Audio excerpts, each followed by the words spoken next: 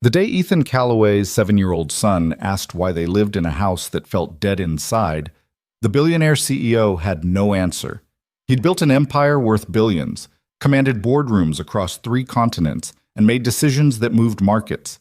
But he couldn't explain to his child why their mansion echoed with silence instead of laughter. That same afternoon, across town in a cramped apartment where the heating barely worked, 6-year-old Sophie Bennett counted coins in a sock, planning something that would accidentally shatter the wall around the loneliest rich man in Chicago. If you want to see how a $5 bill changed everything, stay until the end. And comment your city below so I can see how far this story travels. Hit that like button and let's begin. The March wind off Lake Michigan had teeth. It sliced through the streets of Chicago's near north side, rattling the windows of Mrs. Harper's bakery and making the door chime sound angry every time someone pushed inside. The bakery had been there since 1987, wedged between a dry cleaner that smelled like chemicals and a bodega run by a Korean family who knew everyone's business. The display case held the same things it always did: chocolate eclairs that were too expensive for most of the neighborhood, butter cookies shaped like flowers, and wedding cakes people ordered months in advance for daughters who'd moved to the suburbs but still wanted the real Chicago taste for their big day. Sophie Bennett's hand shook as she pushed open the heavy glass door. Not from the cold, though her jacket was too thin and had a broken zipper she'd learned to hold shut with her left hand. She was shaking because the crumpled $5 bill in her pocket represented 3 months of work. 3 months of finding quarters under couch cushions when her mother thought she was playing. 3 months of telling the ice cream truck driver no thank you, even when the other kids from school ran past her with rocket pops, turning their tongues blue. 3 months of saving the dollar bills her mother's friend Karen slipped her sometimes with a wink that said, "Don't tell your mom." The bakery smelled like butter and sugar and something else Sophie couldn't name, something that made the cramped apartment she shared with her mother seem even smaller by comparison. Everything in here was clean. The floors were so shiny she could see the blurry reflection of the light fixtures. The woman behind the counter wore a white apron that didn't have any stains on it. Sophie approached the counter slowly. She was tall for 6, which made people think she was older until they heard her talk. Her hair was pulled back in a ponytail. Her mother had done that morning before her shift started at 5 a.m. The elastic was already slipping. "Hi, sweetie." Mrs. Harper had owned this place for 36 years and had seen every kind of customer. She'd seen lawyers buying apology cakes after forgetting anniversaries. She'd seen grandmothers ordering birthday cakes for grandchildren who never visited. She'd seen teenage boys nervously selecting cupcakes for girls who'd break their hearts by June. But something about the little girl with the serious face and the careful way she pulled out that wrinkled $5 bill made her pause. "I need a birthday cake," Sophie said. Her voice was quiet but clear. She'd practiced this in the mirror that morning. "It's for my mom. She's turning 30 tomorrow." Mrs. Harper smiled, but it was the kind of smile adults used when they were about to deliver bad news gently. "A birthday cake. That's very sweet of you, honey. Did your mom send you to order one?" "No." Sophie's hand tightened around the bill. "It's a surprise. She doesn't know." "I see." Mrs. Harper glanced at the $5, then at the display case where the smallest cake started at $42. "And did you want to look at some options?" Sophie had already looked. She'd pressed her face against the same glass 3 times in the past week, always when her mother was working and she was supposed to be at the neighbor's apartment doing homework. She'd memorized every cake in the case. The one she wanted was in the back corner, chocolate with dark frosting and small pink flowers made from something that looked too perfect to be real. It had a little plastic number 3 and 0 stuck in the top, which seemed like fate since her mother was turning exactly 30. "That one," Sophie pointed, "the chocolate one with the flowers." Mrs. Harper's smile got tighter. She'd been poor once, back when this bakery was just a dream, and she was working 2 jobs to save for the down payment. She remembered what it felt like to want something you couldn't afford, to believe that if you just tried hard enough, the math would somehow work in your favor. "Sweetheart, that cake is $65. Sophie's face didn't change. She'd expected something like this. Adults always talked about money and numbers that didn't make sense. $65 might as well have been $600. "I have $5, she said, "and I could come back with more. I'm a very good saver." "I'm sure you are." Mrs. Harper came around the counter and knelt down so she was eye level with Sophie. Up close, she could see the careful way the girl's jacket was held shut, The shoes that were probably hand-me-downs based on how the heels were worn down unevenly. But honey, that cake takes a lot of work to make. The ingredients alone cost more than $5. I can't. The door chime rang again, cutting her off. The sound was different this time, sharper, like the wind had pushed someone inside instead of letting them enter on their own terms. Ethan Calloway had been walking past the bakery with no intention of stopping. He'd been walking for 40 minutes, which his assistant would have been horrified to discover because his schedule didn't include walking as a line item. He was supposed to be in a car. He was supposed to be on his way to inspect the new office building his company had just purchased in the Loop.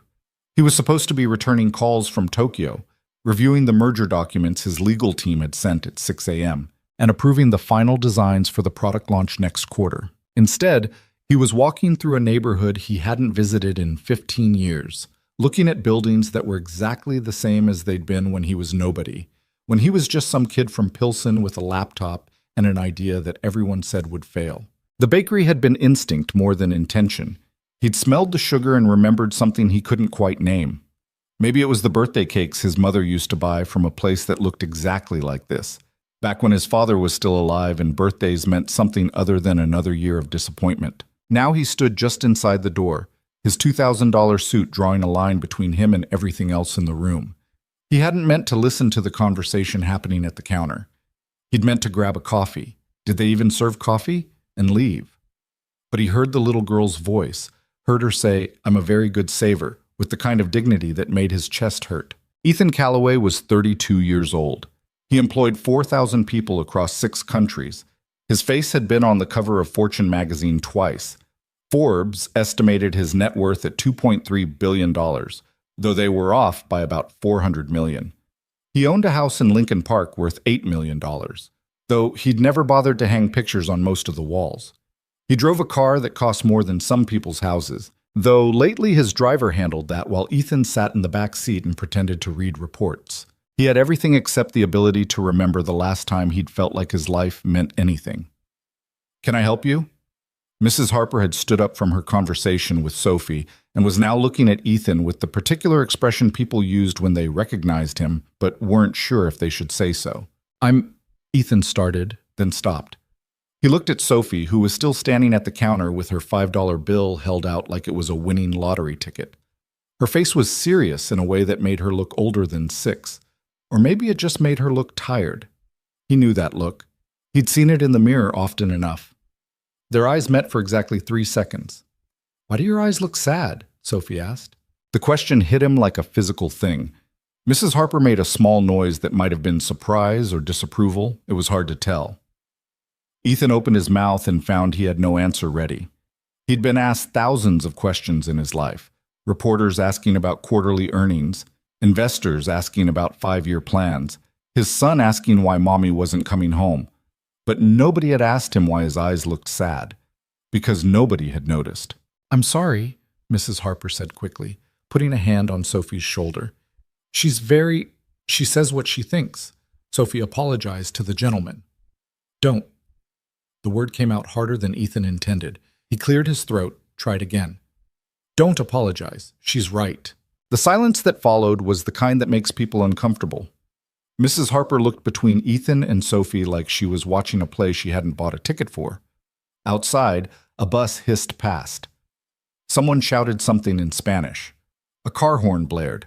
Ethan took 3 steps forward and looked down at Sophie properly. She didn't look away. Most adults couldn't hold his gaze for more than a few seconds before they got nervous, but this kid just stared back with dark eyes that seemed too old for her face. "What's your name?" he asked. "Sophie Bennett. I'm 6.5. I live on North Avenue with my mom. We don't have a dad because he left when I was a baby, but that's okay because my mom says we don't need people who don't want to be here." She said it all in one breath, like she was reciting facts for a school report. Ethan felt something crack open in his chest. "I'm Ethan." "I know who you are." Sophie tilted her head. "You're on TV sometimes. My mom says you're very rich." "Your mom's right." "Are you happy?" Mrs. Harper made another noise, definitely disapproval this time. "Sophie, honey, that's not... You can't just ask people." "No," Ethan said quietly. He wasn't looking at Mrs. Harper. He was looking at Sophie, at this impossible child who asked questions like she was collecting data for something important. I'm not happy. Sophie considered this. She looked at the $5 bill in her hand, then at the cake in the display case, then back at Ethan. My mom isn't happy either. She cries sometimes when she thinks I'm sleeping, but tomorrow is her birthday and I'm going to buy her that cake with the flowers, and then maybe she'll be happy, at least for a little while. The practical impossibility of the plan didn't seem to concern her. She believed in it the way children believe in things, absolutely, without room for doubt. Ethan looked at the cake, looked at Sophie, looked at Mrs. Harper, who seemed caught between customer service instincts and genuine concern about where this conversation was heading. "How much is the cake?" he asked. $65, Mrs. Harper said carefully. "But like I was telling Sophie, I'll take it." Ethan pulled out his wallet. He had probably $800 in cash, which was absurd because he never used cash for anything. His assistant had insisted he keep it for emergencies, though they'd never defined what kind of emergency required $100 bills. "And whatever else she wants." Sophie's eyes went wide. "I can't. I only have $5. Then you'll be my partner." Ethan knelt down, the expensive fabric of his suit pants pressing against the bakery's clean floor. At this angle, he could see Sophie properly, could see the careful way her hair was pulled back, the small scar above her left eyebrow, the winter boots that were slightly too big and had been stuffed with newspaper to make them fit. "You pay $5, I'll pay the rest. We'll both make your mom happy. Deal?" Why would you do that? It was a fair question. Ethan had been asking himself the same thing. Why was he here? Why did he care about a little girl buying a birthday cake for a mother he'd never met? Why did the sight of that wrinkled $5 bill make him think about his own son? About Noah sitting in their enormous house with a nanny who was kind but not family, who did her job but couldn't fix the thing that was broken? Because, Ethan said slowly, tomorrow is my birthday too, and I don't want to spend it alone. It wasn't quite true. His birthday was in November, but it felt true in some way that mattered more than facts. Sophie studied his face for a long moment. Then she stuck out her hand for a formal handshake. Okay, deal. Her hand was small and warm in his. Ethan shook it seriously, like they were signing a contract worth millions instead of splitting the cost of a chocolate cake. Mrs. Harper watched this exchange with an expression that suggested she'd seen many strange things in 36 years of running a bakery, but this was making the top 10. So, you want the chocolate cake with the flowers? And cookies, Sophie said, gaining confidence now. The ones shaped like flowers. My mom likes flowers. And maybe, she looked at Ethan uncertainly. And ice cream, Ethan finished. Vanilla and chocolate, whatever she likes. She likes both. Then both. Mrs. Harper started pulling items from the display case, wrapping them carefully, moving with the efficiency of someone who'd done this 10,000 times. While she worked, Sophie looked up at Ethan with an expression that was part gratitude, part confusion, part something else he couldn't identify. Are you really sad? She asked quietly. Even though you're rich? Ethan sat down on one of the small chairs near the window, chairs meant for children, which made him look ridiculous with his knees nearly touching his chest. Yeah, I'm really sad. Why? My wife died 2 years ago. Car accident. Now it's just me and my son, and I'm not... He stopped, surprised by his own honesty. He'd been to therapy. He'd had countless people tell him it wasn't his fault, that grief takes time, that he was doing the best he could. But he'd never said out loud what he was about to say to this 6-year-old girl in a bakery. I'm not very good at being a dad. Sophie sat down in the chair across from him. She arranged herself carefully, like she was practicing being an adult. My mom says being a parent is the hardest job in the world. She says she messes up all the time, but as long as she keeps trying, that's what matters. Your mom sounds smart. She is. She used to be a nurse, but then my dad left and she had to drop out of school to work more. Now she's a waitress at a diner on Western Avenue. She works really hard. Too hard, probably. Sometimes she falls asleep during my bedtime story. Sophie swung her legs, which didn't quite reach the floor. Do you work too hard? Ethan laughed, though it came out sounding more like a cough. Yeah, way too hard. Why?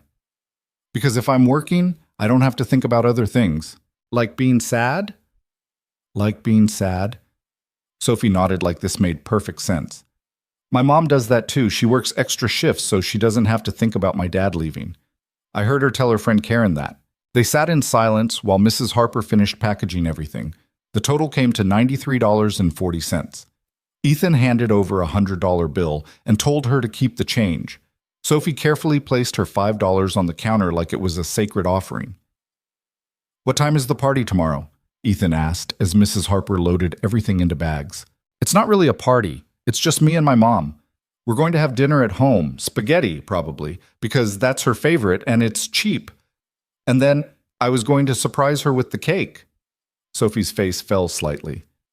I didn't plan for ice cream. I don't think our freezer is big enough for all this. Ethan had a freezer the size of Sophie's entire apartment, probably. 3 freezers, actually, in the house that echoed. What if... He stopped himself. This was crazy. He'd already done the crazy thing by buying the cake. He should take the tax write-off on the donation, feel good about his charitable impulse, and go back to his regularly scheduled life of conference calls and loneliness. But something about the way Sophie looked at him, like he was a person instead of a headline, like his sadness was visible and therefore real, made him keep talking. What if my son and I joined you for the birthday dinner? Mrs. Harper's hands froze in the middle of tying a ribbon around the cake box. Sophie's eyes went wide again. You want to come to our apartment? If that's okay, if your mom wouldn't mind. Even as he said it, Ethan knew how insane this sounded. He was a billionaire who employed security teams and had his calendar managed down to 15-minute intervals. He didn't show up at strangers' apartments for spaghetti dinners. But Sophie was already nodding, her whole face transforming with excitement. She won't mind. She's always saying we should make more friends. And your son, how old is he? 7. His name is Noah. Noah and I could be friends. Does he like games? We have Uno and this old Monopoly set from the thrift store that's missing some of the pieces, but we made new ones out of buttons. Ethan thought about Noah, who had every toy imaginable and played with none of them, who had a game room in their mansion with vintage arcade machines and a PlayStation and a basketball hoop and custom-built shelves full of board games still in their plastic wrap, who spent most of his time sitting quietly in his room, reading books that were too advanced for a 7-year-old, looking out the window at nothing. He likes games, Ethan said. He'd like Monopoly with button pieces. Sophie grabbed his hand without warning. Her fingers were sticky from something, maybe the chocolate she'd been eyeing earlier. This is going to be the best birthday ever. My mom is going to be so surprised. She thinks I forgot her birthday because I didn't say anything this morning, but I was just being sneaky. You're good at being sneaky. I practice a lot. Sophie was practically bouncing now. Oh, we live at 2847 North Avenue. Apartment 3B. Is 6 o'clock okay? That's when my mom gets home from her shift. Ethan pulled out his phone and typed the address. His assistant was going to have questions. His driver would definitely have questions. His security team would run a background check on the building and probably advise against the entire thing, but he typed it anyway. 6 o'clock works. Mrs. Harper finally found her voice. Mr. Calloway, are you sure about this? I mean... She lowered her voice, though Sophie could obviously still hear. You don't know these people. No, Ethan agreed. I don't. But he wanted to. For reasons he couldn't fully explain, he wanted to sit in an apartment that probably wasn't much bigger than his walk-in closet and eat spaghetti with a woman who fell asleep during bedtime stories because she worked too hard, and a little girl who saved coins in a sock and asked why people's eyes looked sad. He wanted to bring Noah somewhere that wasn't carefully curated for a billionaire's son, somewhere real. I should go, Ethan said, standing up. His knees made a sound that reminded him he wasn't 22 anymore. I have meetings, but I'll see you tomorrow, Sophie. Tomorrow, Sophie confirmed. She was holding the bag with the cookies like it contained actual treasure. Thank you for being my birthday cake partner. Thank you for asking why my eyes look sad. He meant it. Nobody had asked him a real question in so long he'd forgotten what it felt like to answer honestly. Ethan left the bakery and stood on the sidewalk for a moment, feeling the March wind cut through his expensive suit. His driver was waiting 3 blocks away where he told him to park. His phone had accumulated 17 missed calls. The Tokyo deal needed his attention. The merger documents were still unread. None of it seemed to matter as much as it had an hour ago. He started walking, pulling out his phone to call Noah's nanny. Maria, it's Ethan. What's Noah doing right now? His piano lesson just finished. He's reading in his room. Maria had been with them for 18 months. She was competent and kind and everything a nanny should be. She was also clearly confused by the call because Ethan never called to ask what Noah was doing. He usually just checked the daily report she emailed each evening. Can you tell him I'll be home for dinner tonight and that we're doing something special tomorrow? Tell him. Ethan paused at the corner, waiting for the light to change. Tell him we're going to make a new friend. A new friend?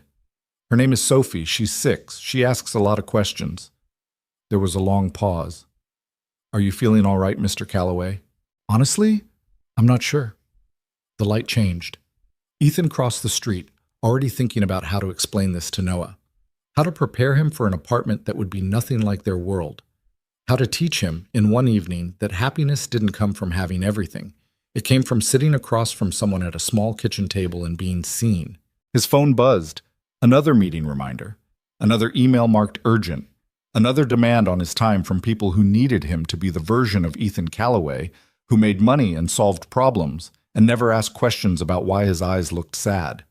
He ignored it all and kept walking. Across town, in the apartment on North Avenue, Sophie pushed open the door carefully because the lock was tricky and you had to jiggle the key just right. The apartment smelled like the cheap vanilla candle her mother kept burning to cover up the smell of their neighbor's cooking. The furniture was old but clean. The walls needed paint. The radiator made noises like it was angry about having to produce heat. Sophie set the bag of cookies on the kitchen counter, the small counter that could barely fit 2 plates side by side, and looked around their tiny home. Tomorrow, a billionaire was going to walk through this door. His son was going to sit at their wobbly table and play Monopoly with button pieces. They were going to eat spaghetti from mismatched plates and sing happy birthday using forks as microphones because they didn't have candles. Her mother was going to think Sophie had lost her mind. Sophie couldn't wait. She pulled out the cookies and arranged them on their nicest plate, the one with only a small chip on the rim. Then she went to the closet and found the birthday decoration she'd made last week from construction paper and markers. She'd drawn flowers because her mother liked flowers, even though Sophie wasn't very good at drawing, and they looked more like circles with lines sticking out. The front door opened at 4:30, which meant her mother had gotten cut from her shift early. Emily Bennett walked in looking exactly how she always did after work. Exhausted, slightly damp from doing dishes, her hair falling out of its ponytail, her uniform smelling like coffee and bacon grease. Hey, baby. Emily dropped her purse on the floor and immediately went to hug Sophie, even though she always said she was gross after work and needed to shower first. How was your day? Did you finish your homework at Mrs. Rodriguez's? Yeah. Sophie hugged her back, breathing in the familiar smell of diner and cheap shampoo and something else that was just mom. How was work? Slow. They sent me home early, which means less money, but at least I get to see you. Emily pulled back and looked at the kitchen counter, noticing the cookies for the first time. Where did those come from? I bought them. For your birthday tomorrow. Sophie watched her mother's face carefully. Emily's expression did something complicated. She looked happy and sad and worried all at once. Sophie, honey, you didn't have to. How did you even... I've been saving, and I had a partner. His name is Ethan, and he's very rich but also very sad. And he's coming to dinner tomorrow with his son Noah, who is 7. Is that okay? Emily sat down heavily in one of their kitchen chairs. I'm sorry, what? So Sophie explained about the bakery and the $5 and the question about sad eyes. About Ethan Calloway. Yes, that Ethan Calloway, the one from TV, and how he'd bought the chocolate cake with the flowers and invited himself to their birthday dinner. Emily's face went through several more complicated expressions. Sophie, we can't... A billionaire isn't going to want to eat spaghetti in our apartment. You must have misunderstood. I didn't misunderstand. He wrote down our address. He's coming at 6 o'clock tomorrow. I need to think about this. Emily put her face in her hands. Baby, I know you were trying to do something nice, but we can't just invite strangers. He's not a stranger. He's my birthday cake partner. That's not... Emily stopped, took a breath, tried again. Even if he was serious, which I doubt, we can't have someone like that here. Look at this place. The ceiling has water stains. The carpet is older than you are. The furniture came from Goodwill. So?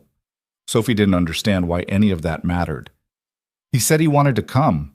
He said he didn't want to spend his birthday alone. His birthday is tomorrow too? Well, no, but he said it was. I think he was being metaphorical. I learned that word last week. It means saying something that isn't exactly true, but feels true in an important way. Emily looked at her daughter like she was seeing a stranger. Sometimes Sophie said things that made Emily forget she was only 6. Sometimes she seemed older, wiser, like she'd been born understanding things Emily was still trying to figure out. Even if he comes, Emily said slowly, what are we going to feed them? We can't afford spaghetti, your favorite. You said it yourself, it's cheap. Sophie. And I have the cake and the cookies and the ice cream. We'll have plenty of food. It'll be perfect. Sophie took her mother's hands. Please. He has a son who needs a friend, and you always say everyone needs friends. Emily was quiet for a long time. Outside, the radiator clanged. Someone in the apartment below was playing music too loud. A siren wailed past on North Avenue. Finally, Emily squeezed Sophie's hands and said, if he actually shows up, which I seriously doubt, we're going to be very polite and very normal, and we're not going to make a big deal about who he is, okay? Okay. And you're not allowed to ask people why their eyes look sad anymore. But his eyes were sad. I know, baby. But some people don't like being seen that clearly. Emily pulled Sophie into another hug. You're too smart for 6, you know that? You tell me all the time. That night, Emily cleaned the apartment even though it was already clean. She scrubbed the kitchen until her hands hurt. She organized the living room 3 different ways. She pulled out their nicest sheets and made sure there weren't any stains visible on the couch. At 10 p.m., she sat in the kitchen with a cup of tea she couldn't really afford and thought about calling her friend Karen to ask if she was crazy for preparing for a dinner party that would probably never happen. But she didn't call. Instead, she looked at the birthday decorations Sophie had made, at the cookies arranged on the chipped plate, at the small apartment that had never felt small until she imagined seeing it through a billionaire's eyes. And she let herself hope, just a little, that maybe Sophie was right about something. Maybe sometimes the people who seemed like they had everything were actually the ones who needed exactly what you could offer, even if all you had was spaghetti and paper flower decorations, and a daughter who asked questions nobody else thought to ask. Across the city, in a mansion that cost more than most people would earn in several lifetimes, Ethan Calloway sat across from his son at a dining table built for 12 people. They were the only 2 there, sitting at opposite ends like they were strangers at a business dinner. Dad? Noah's voice was quiet, almost swallowed by the space between them. Yeah, buddy? Maria said we're going somewhere tomorrow, to meet a new friend. Ethan looked at his son, really looked at him, and saw himself reflected back. The same eyes that people said looked sad. The same careful posture of someone who'd learned not to take up too much space. The same loneliness disguised as being fine. Yeah, Ethan said. Her name is Sophie. She's 6. She asked me a question today that nobody's asked me in a very long time. What question? Why my eyes look sad. Noah thought about this. What did you tell her? The truth. Noah stood up from his chair and walked the length of the absurdly long table.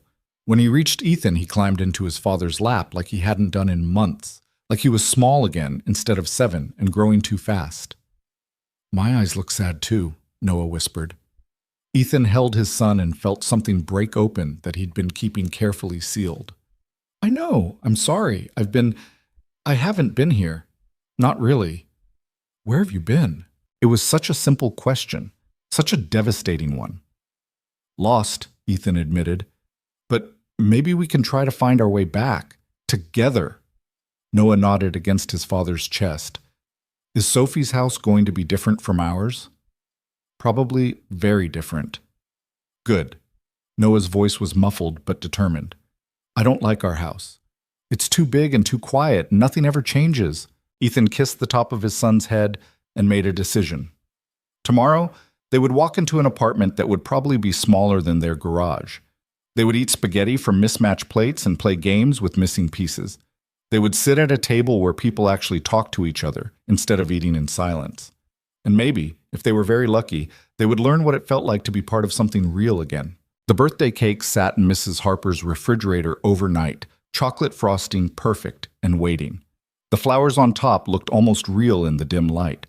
Somewhere in the city, Three people who didn't know each other yet were all hoping for the same thing without quite being able to name it. By 6 p.m. tomorrow, everything would change. But for now, they were still separate, still broken in their individual ways, still believing that loneliness was just something you lived with, like weather or taxes or the way buildings cast long shadows in the late afternoon light. For now, they were still waiting. Emily called in sick to work the next morning, which she never did. In 3 years at the diner, she'd shown up with the flu, with a sprained ankle, with a migraine so bad she'd thrown up twice in the bathroom between orders. But this morning she called Danny, her manager, and told him her voice was going and she couldn't make her shift. Danny didn't believe her. "Em, it's Friday. I need you for the lunch rush." "I know, I'm sorry. I'll make it up next week." "You never call in sick." "I know." There was a pause where Emily could hear the diner noise in the background. The clatter of plates, someone shouting an order, the perpetual hiss of the coffee machine that never quite worked right. "This about your birthday?" Something like that. "Fine, but you're taking the double on Sunday." Emily hung up and looked at the apartment with fresh panic. In the daylight, everything looked worse. The water stain on the ceiling was more obvious. The carpet had a path worn into it from the door to the kitchen. The couch had a permanent indentation where she always sat because the springs were shot on that side. Sophie was still asleep, her small body curled around the stuffed rabbit she'd had since she was 2. The rabbit's ear was held on with safety pins and dental floss. Emily had promised to sew it properly for 6 months now. She made coffee, the cheap kind that tasted like burnt water, and sat at the kitchen table with her phone. It took her 15 minutes to work up the courage to Google Ethan Callaway. The results were immediate and overwhelming. Pictures of him in expensive suits at charity galas, articles about his company's latest acquisition, a Forbes profile with a photo where he looked stern and untouchable, nothing like the man Sophie had described. There was a Wikipedia page, a net worth estimate that made Emily's stomach hurt. Photos of his house, his mansion really, that looked like something from a magazine about places normal people would never go. And there, buried a few pages deep, were the older articles. The ones about his wife's death. Catherine Callaway, killed in a car accident on Lakeshore Drive. Drunk driver. She died instantly. Their son had been in the car but survived with minor injuries. Emily read the articles twice, feeling intrusive and sad. The most recent one was 18 months old. Some business publication noting that Ethan Callaway had returned to work after a brief personal leave. Brief. Like you could take a brief leave from your wife dying. She closed the browser and stared at her coffee. Maybe Sophie had misunderstood. Maybe Ethan had been humoring a persistent child and never intended to actually show up. Maybe he'd gotten home to his mansion and his staff and his real life and realized how absurd the whole thing was. That would be better, probably. Easier. Emily spent the day cleaning anyway. She couldn't help it. She scrubbed the bathroom grout with an old toothbrush. She washed the windows even though they'd just get dirty again. She moved furniture around trying to make the living room look bigger, then moved it back when that didn't work. At noon, Sophie woke up and found her mother vacuuming for the 3rd time. "Mom, you're being weird." "I'm cleaning." "You cleaned yesterday and the day before." Sophie padded into the kitchen in her pajamas and poured herself cereal. "Are you nervous about tonight?" "No." "You're lying. Your eye does that twitchy thing when you lie." Emily turned off the vacuum. "Okay, yes, I'm nervous. Because there's a very good chance a billionaire is not actually coming to our apartment for spaghetti dinner, and I don't want you to be disappointed when he doesn't show up." Sophie ate her cereal thoughtfully. "He'll show up." "How do you know?" "Because his eyes were sad like yours. And sad people keep their promises because they know what it's like when other people don't." Emily had no idea what to say to that. She sat down across from Sophie and watched her daughter eat store-brand cereal from a bowl with cartoon characters that had been there so long they were half-faded. "What if he does show up?" Emily asked quietly. "What if he comes here and sees how we live and—" She stopped, not sure how to finish. "And what?" "And judges us. And you. And thinks we're poor, struggling, not worth his time. All the things Emily already thought about herself on bad days." Sophie put down her spoon. "Mom, he bought me a birthday cake. He didn't have to do that. He could have just walked away. But he didn't because he's lonely too. Just like us. We're not lonely. We have each other." Yeah, but we don't have other people. Not really. You work all the time, and I'm always at Mrs. Rodriguez's apartment or school. We don't have, Sophie gestured vaguely. We don't have a family, not a big one, not the kind other kids have. The observation hurt more because it was true. Emily's parents had died in a house fire when she was 19. Her sister lived in California, and they hadn't spoken in 4 years after a fight Emily couldn't even remember the details of anymore. Sophie's father had 3 other kids with 2 other women and sent a birthday card maybe half the time, always signed with just his first name like he was an acquaintance instead of a parent. "I'm sorry," Emily said. "I'm sorry we don't have more." "I don't want more. I just want—" Sophie thought about it. "I want you to not look so tired all the time. And maybe it would be nice to have dinner with people who aren't just us, just once." Emily reached across the table and squeezed Sophie's hand. "Okay, if they show up, we'll have a nice dinner. And if they don't, it's just you and me and the best chocolate cake in Chicago. Deal?" "Deal." At 3 p.m., Emily started cooking. Spaghetti was cheap and simple, but she made it the way her mother had taught her, with garlic and olive oil that cost more than the regular kind but tasted better, with fresh basil from the pot on the windowsill that somehow hadn't died yet. She made meatballs from scratch, even though the pre-made ones would have been easier. She grated Parmesan that she'd bought on sale last week. Sophie helped by setting the table 4 times in 4 different configurations, trying to figure out how to make their small table look bigger. Eventually, she settled on putting 2 chairs on each side instead of 1 on each end. At 4:30, Emily took a shower and stood under the weak water pressure, trying to decide what to wear. She didn't own anything fancy. Her nicest outfit was a dress she wore to job interviews she never got. Everything else was jeans and t-shirts and the uniform from the diner. She settled on jeans and a green sweater that didn't have any stains. Sophie put on a dress that was too small now, but still her favorite because it had pockets. At 5 o'clock, they sat on the couch and waited. At 5:15, Emily started to relax. This was fine. This was better even. They'd have a quiet dinner, just the 2 of them, and Sophie would be disappointed, but she'd get over it. And Emily wouldn't have to explain why their apartment was so small, or why the radiator made that noise, or why they didn't have any of the things people like Ethan Calloway probably thought everyone had. At 5:47, there was a knock on the door. Emily and Sophie looked at each other. "I told you," Sophie whispered. Emily's hands were shaking as she walked to the door. She looked through the peephole and saw Ethan Calloway standing in the hallway of her apartment building, looking exactly as out of place as she'd imagined. He was wearing jeans and a sweater that probably cost more than Emily's rent, holding a bouquet of flowers that definitely cost more than her rent. Next to him was a small boy with dark hair and the same careful posture as his father. Emily opened the door. "Hi," Ethan said. He looked nervous, which made Emily feel slightly better. "I hope we're not early. We were waiting in the car, but Noah was worried about being late, so you're right on time." Emily's voice sounded steadier than she felt. "Come in." Ethan and Noah stepped into the apartment, and Emily watched them take it all in. The worn carpet, the small space, the birthday decorations made from construction paper. She waited for judgment, for the polite expression that would mean they were regretting this already. Instead, Noah looked around and said, "Your apartment is cozy." "Cozy is a nice word for small," Emily said before she could stop herself. "Small is better than empty," Noah said quietly. Ethan put a hand on his son's shoulder, and Emily saw something pass between them, some understanding that didn't need words. "These are for you." Ethan held out the flowers. "Sophie mentioned you liked them." They were beautiful. The kind of arrangement that came from an actual florist, not the grocery store. Lilies and roses and things Emily couldn't name, wrapped in paper that crinkled expensively. "Thank you. You didn't have to—" Emily took them carefully, aware that her hands were still shaking slightly. "I'll just put these in water." She didn't own a vase. She put them in a pitcher she used for making iced tea. Sophie had already grabbed Noah's hand and was pulling him toward the living room. "Do you want to see my room? It's really small, but I have books. Do you like books?" "I love books," Noah said, and just like that, they disappeared down the short hallway.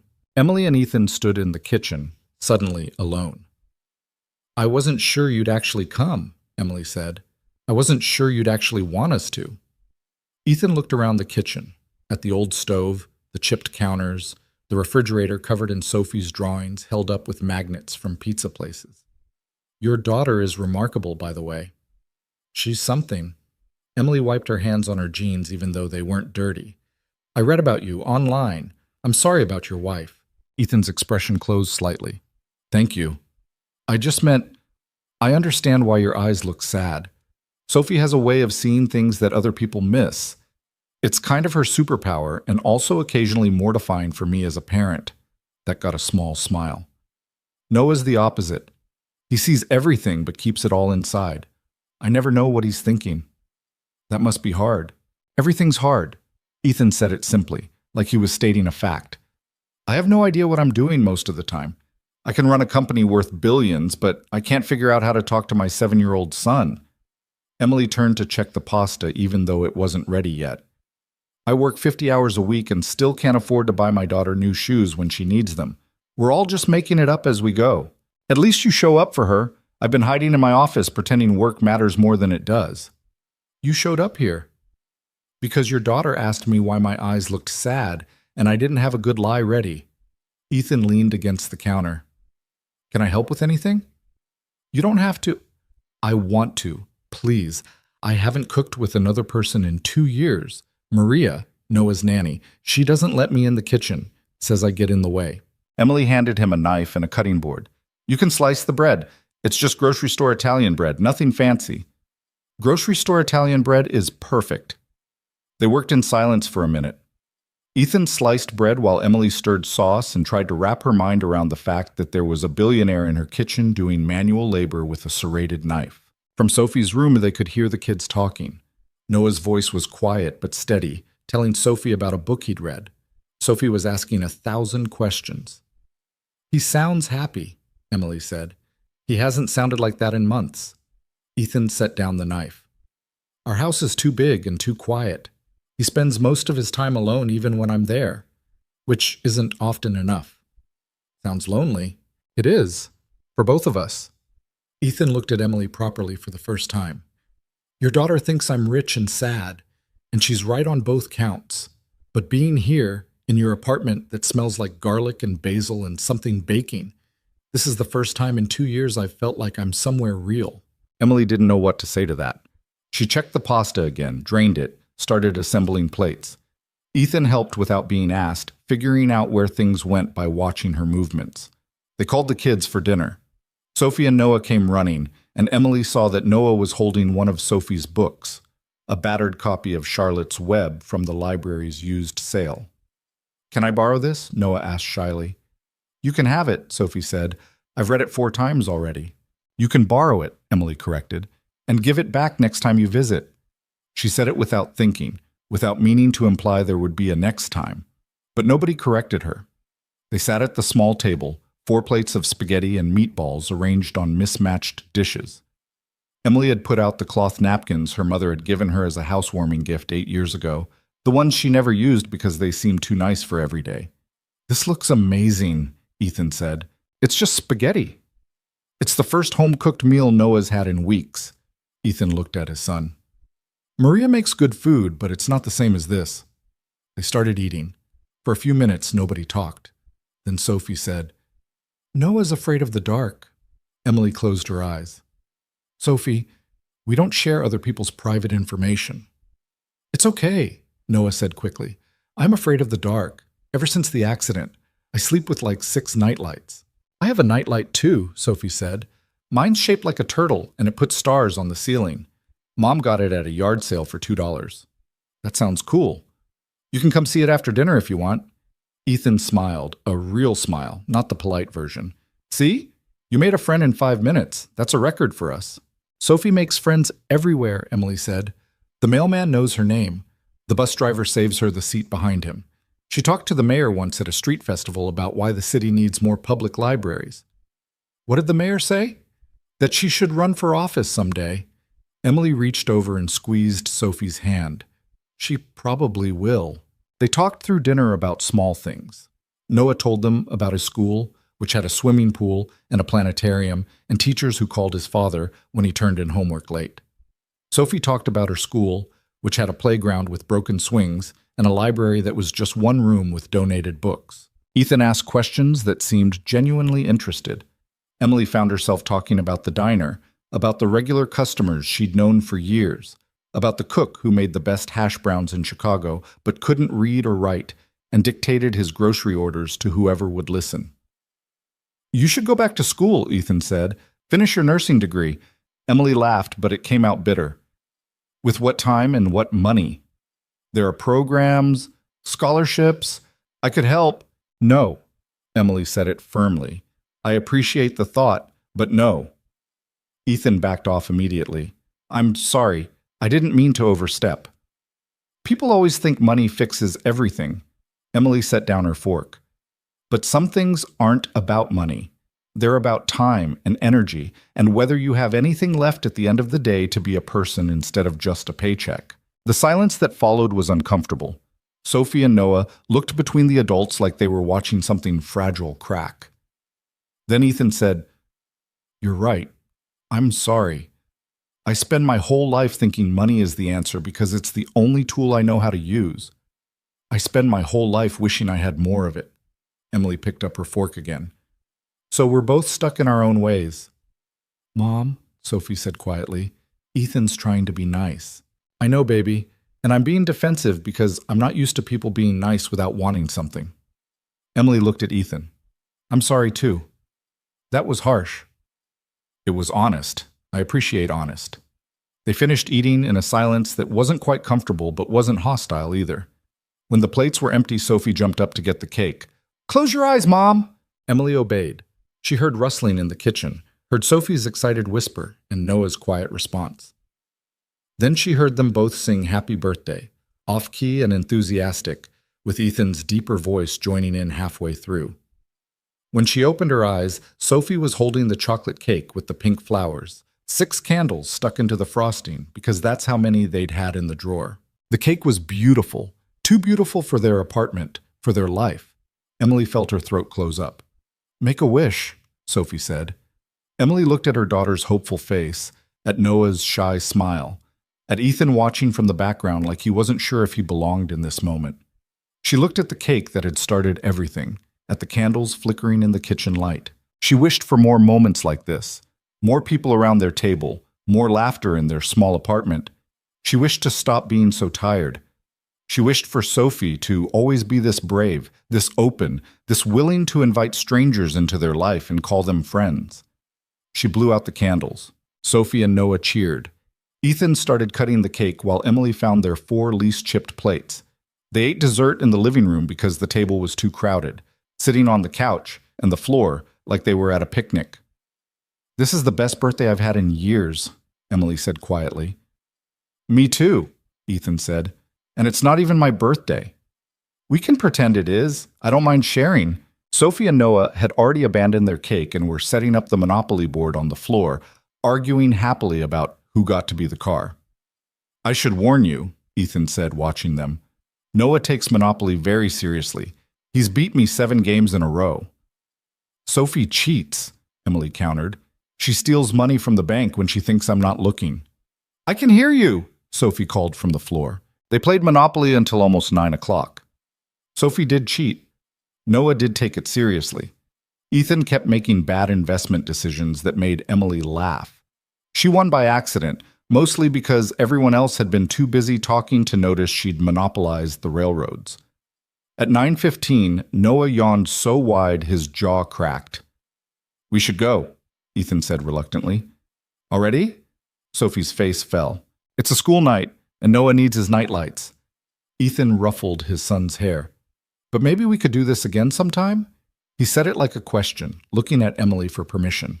Emily knew this was where she should say something polite but non-committal, something that would let them both exit gracefully from this weird experiment. But Sophie was already hugging Noah goodbye, and Noah was hugging her back like he'd known her for years instead of hours. And Ethan was looking at her with those sad eyes that seemed less sad now than they had this morning. "Yeah," Emily said, "we'd like that." At the door, Sophie gave Ethan a hug too. "Thank you for being my birthday cake partner. Thank you for asking about my eyes." Ethan hugged her back carefully, like he was afraid of breaking something. "Best $5 I ever spent." After they left, Emily and Sophie cleaned up in silence. The apartment felt bigger with just the 2 of them again. but also emptier. Emily kept catching herself listening for voices that weren't there anymore. "Did you have a good birthday?" Sophie asked as they washed dishes. "The best. Even though we're poor and Ethan's rich and we probably don't have anything in common?" Emily stopped washing and looked at her daughter. "Where did you hear that?" "I heard you on the phone with Karen last week. You said we live in different worlds." "We do live in different worlds. But we had dinner in the same world tonight, in our apartment, and it was nice." Sophie dried a plate carefully. "Maybe the worlds aren't as different as you think." Emily pulled Sophie into a hug, getting soap on her shirt and not caring. "When did you get so wise?" "I've always been wise. You just don't notice because you're busy being worried all the time." They finished the dishes. Emily tucked Sophie into bed, read her a chapter from a book about a girl who could talk to animals, kissed her forehead. "Mom?" Sophie said as Emily was turning out the light. "Yeah? Do you think they'll really come back?" Emily thought about Ethan's face when he'd said goodbye, about the way he'd looked around their small apartment like it was somewhere he wanted to stay. "I don't know, baby, but even if they don't, we had tonight, and that's worth something." Across the city, in the car heading back to Lincoln Park, Noah was asleep against the window. Ethan watched the streetlights slide past and thought about spaghetti and Monopoly and the way Emily's apartment had smelled like home. His phone buzzed. 17 emails. A text from his assistant about tomorrow's meetings. A reminder about the Tokyo call at 6 a.m. He ignored all of it. When they got home, Ethan carried Noah upstairs even though he was getting too big for it. He tucked him into bed surrounded by the 6 nightlights that turned the room into artificial day. "Dad?" Noah mumbled, half asleep. "Yeah? Can we go back? To Sophie's apartment?" "Yeah, I liked it there. It felt like..." Noah yawned. "It felt like when Mom was alive, before everything got quiet." Ethan's chest hurt. "We can go back. I promise." "Okay, good." Noah rolled over, already drifting off. "Sophie's nice, and Emily makes really good spaghetti." Ethan sat on the edge of Noah's bed for a long time after his son fell asleep, thinking about promises and small apartments, and the way Emily had looked when she'd blown out her candles, like she was wishing for something she didn't quite believe could happen. He wanted to make it happen anyway. His phone buzzed again. More emails, more demands, more people wanting pieces of him that he didn't have energy to give. But for the first time in 2 years, Ethan thought maybe he'd been giving pieces of himself to the wrong people. Maybe what he had left, the small broken parts, belonged somewhere else. In a kitchen that smelled like garlic, at a table with mismatched plates, with a woman who called him out when he tried to fix things with money, and a daughter who asked questions nobody else thought to ask. Maybe that's where the pieces fit. He stood up, turned on one more nightlight for Noah, even though 6 was probably enough, and went downstairs to the enormous empty house that suddenly felt like the loneliest place in the world. Tomorrow he had meetings, calls, decisions to make about mergers and acquisitions in markets and countries he'd never visited. He had a calendar controlled by other people and a life that looked successful from the outside. But tonight, for a few hours, he'd sat on a worn couch playing Monopoly with button pieces and felt more like himself than he had in years. That had to mean something. In her apartment, Emily lay in bed staring at the water stain on the ceiling and thinking about the same thing. About how sometimes the universe sent you exactly what you needed in the most unexpected package. How a $5 bill and a chocolate cake could open a door you didn't know was there. How sometimes the bravest thing you could do was let someone see how you really lived. Small apartment, chipped plates, dreams you'd given up on, and trust they wouldn't walk away. Ethan hadn't walked away. Neither had his sad-eyed son who was afraid of the dark and took Monopoly too seriously. Emily pulled the covers up and let herself imagine, just for a minute, what it would be like if they came back. If this became something more than one strange birthday dinner. If she let herself believe that maybe Sophie was right about different worlds not being so different after all. It was a dangerous thing to hope for. She hoped anyway. The next 3 weeks moved strangely, like time had split into 2 different speeds. For Emily, the days at the diner crawled past in an endless loop of coffee refills and fake smiles and feet that ached by hour 4 of every shift. But the weekends flew by in a blur of noise and laughter and the strange new reality of having people in her apartment who weren't supposed to fit there but somehow did. Ethan called on Tuesday. Emily almost didn't answer because the number came up as unknown, and she'd learned years ago that unknown numbers meant debt collectors or scammers, or Sophie's school calling to say she'd gotten in trouble for asking too many questions during quiet time. But she answered, and Ethan's voice came through sounding uncertain in a way that made him seem more human than the business article suggested was possible. I was wondering if Noah and I could come over this Saturday, if you're not working, if that's not weird. Emily had been standing in the kitchen folding laundry on the counter because their apartment didn't have space for a folding table. Sophie was at school. The radiator was making its angry noise. Outside, someone was shouting about parking spots. It's not weird, Emily said, even though it absolutely was weird.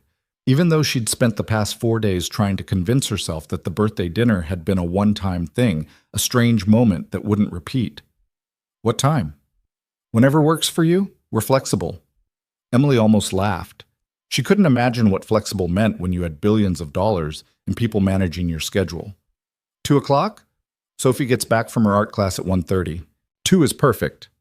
There was a pause where Emily could hear background noise, office sounds, someone calling Ethan's name.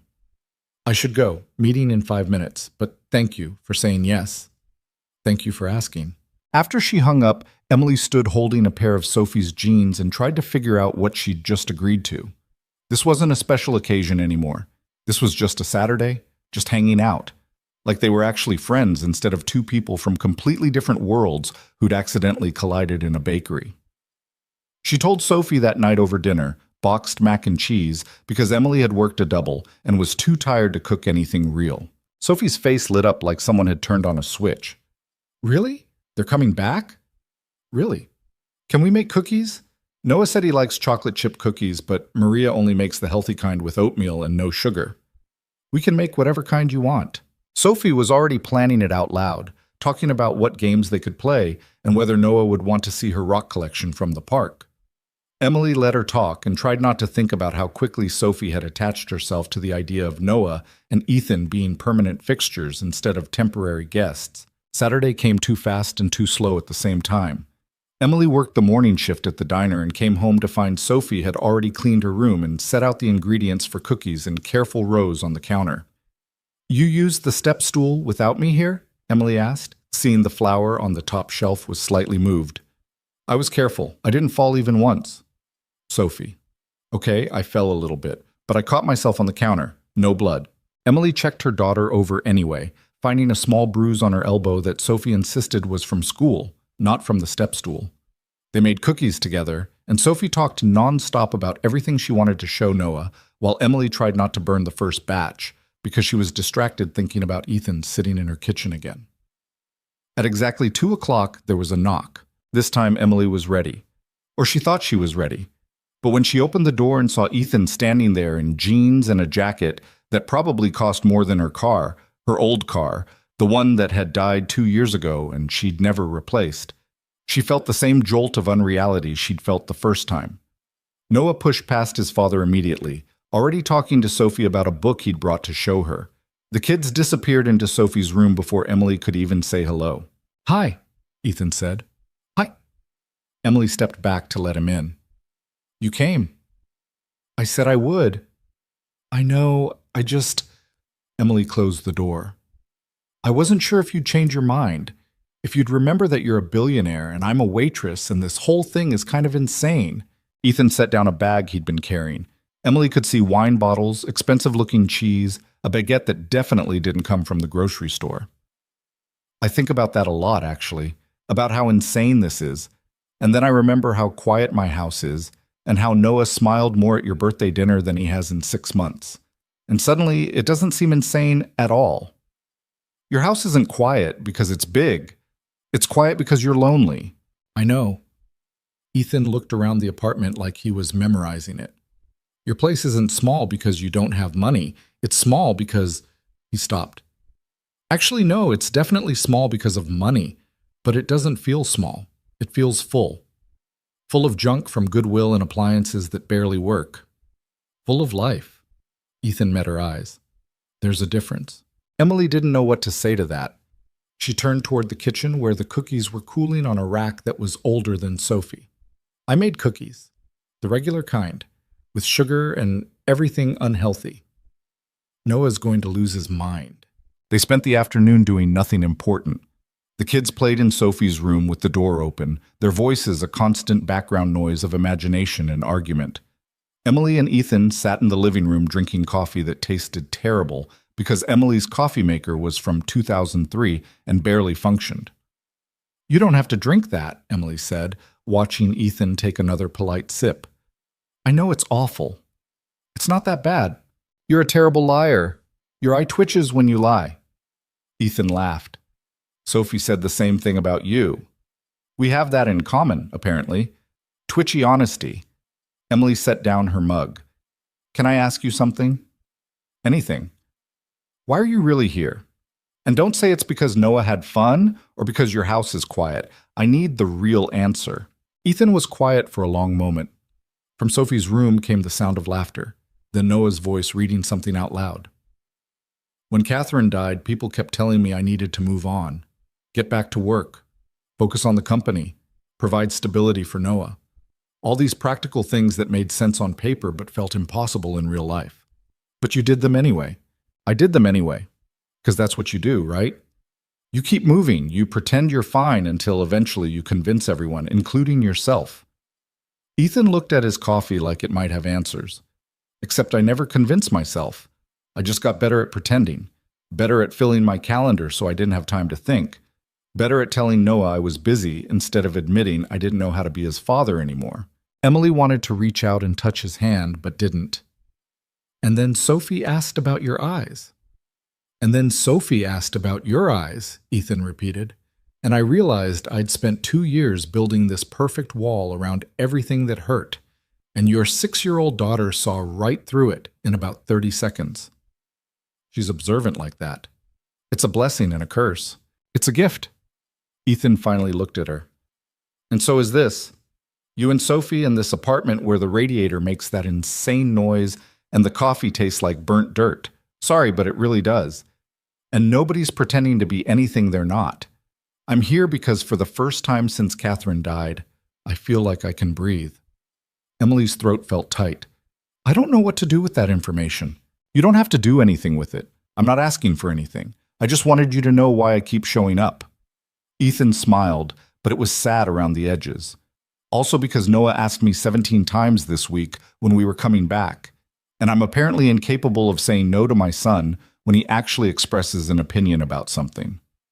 Sophie did the same thing. 17 might be the magic number. They fell into silence that wasn't uncomfortable. Emily looked around her apartment and tried to see it the way Ethan did, not as a place that was too small and too worn and too obviously struggling, but as something full, something real. It was hard. She'd spent so many years seeing only the broken things, the missing things, the things she couldn't afford to fix or replace or improve. The water stain, the carpet, the radiator, the coffee maker that had maybe 2 months left before it gave up completely.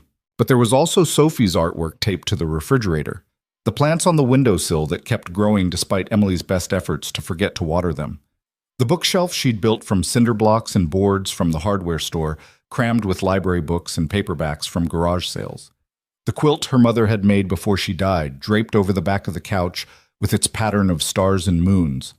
Maybe Ethan was right. Maybe full was different from perfect. "Can I ask you something now?" Ethan said. "Fair's fair." "Why did you say yes to me coming over? You could have made an excuse, could have let the birthday dinner be the end of it."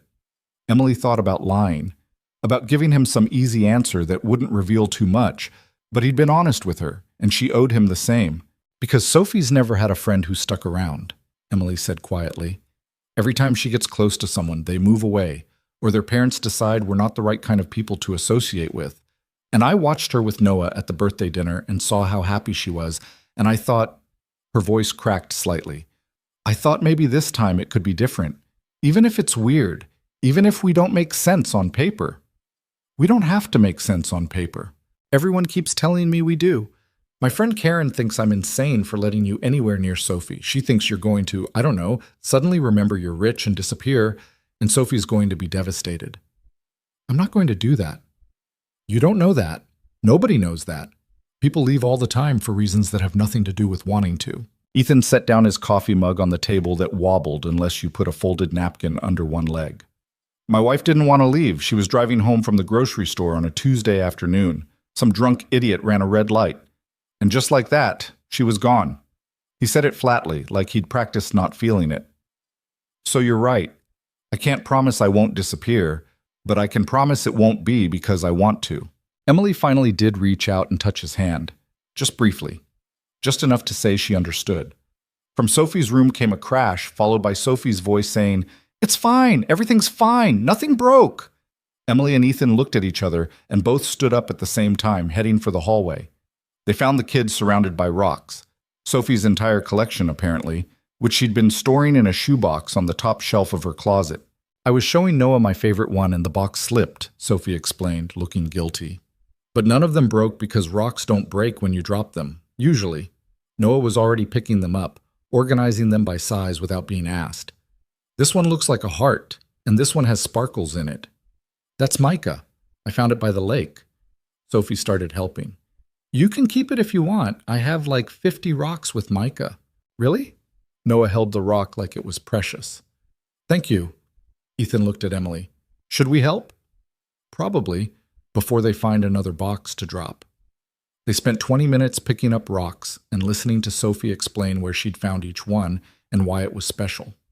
Noah listened with the kind of attention that suggested he actually cared, asking questions about types of sediment and erosion that Sophie couldn't answer, but tried to anyway. "They're good together," Ethan said quietly, while the kids debated whether a particular stone was granite or marble. "Yeah." Emily watched Sophie's face, animated and happy in a way that made Emily's chest hurt. "They are." After the rocks were safely stored in a different box, this one on the floor where it couldn't fall, the kids asked if they could play outside in the small courtyard behind the building. "It's not really a courtyard," Emily warned. "It's basically a concrete square with some weeds and a broken bench." "It sounds perfect," Noah said seriously. So they went outside, and it was exactly as Emily had described: concrete and weeds, and a bench that had lost most of its green paint years ago. But the kids ran around like it was a park, making up some complicated game that involved rocks and sticks and rules that changed every 30 seconds. Emily and Ethan sat on the broken bench, careful to avoid the part where the wood had splintered. "I should fix that," Emily said, "before someone gets hurt." "I could fix it. I'm actually decent with tools." "You are not fixing my bench." "Why not?" "Because you're—" Emily gestured at him vaguely. "You. You have people who fix things for you. You probably haven't touched a hammer in 10 years. 15 years, actually. But I used to build things all the time, back before the company took off and I had time for hobbies."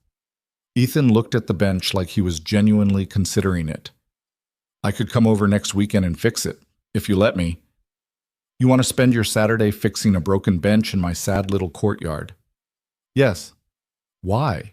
"Because I miss building things. Because Noah would think it was cool. Because you need a bench that doesn't have splinters." Ethan shrugged. "Pick whichever reason works for you." Emily wanted to say no, wanted to keep the boundary clear between Ethan's world and hers, but she was tired of saying no to things that might make life a little easier, a little better, just because they came from someone who had more money than she did. "Fine. You can fix the bench, but you're not buying a new one. You're fixing this one." "Deal." They watched the kids play until the sun started setting and the March air got too cold for thin jackets. Back inside, Emily made grilled cheese sandwiches for dinner because it was simple and cheap, and she hadn't planned on feeding 4 people. "This is amazing," Noah said through a mouthful of bread and cheese. "It's just grilled cheese. Maria makes ours with fancy cheese that tastes weird. This tastes normal, in a good way." Ethan looked mildly embarrassed. "Maria's very health conscious. She thinks American cheese is basically poison." "American cheese is a national treasure," Emily said. "Don't let anyone tell you otherwise." After dinner, the kids wanted to watch a movie, but Emily's TV was small and old, and the DVD player only worked if you hit it at a specific angle. They ended up watching something animated that Sophie had seen 40 times, but Noah had never seen because apparently his house had a movie room with a screen the size of Emily's entire wall, and he only watched approved educational content. "That's depressing," Sophie whispered to Emily during a commercial break, because, yes, Emily's TV still had commercials. Be nice. I am being nice. I'm letting him watch a movie with commercials like a normal person. The movie ended at almost 8. Noah was falling asleep against the couch cushions, and Sophie wasn't far behind. We should go, Ethan said quietly, before I have to carry him to the car. Same time next week? The question came out before Emily could stop it, before she could overthink it. Ethan's face did something complicated. You want us to come back? Sophie wants you to come back, and Emily looked at the kids, at Noah's sleepy face and Sophie's smile. I don't hate it. Having people here. It's nice.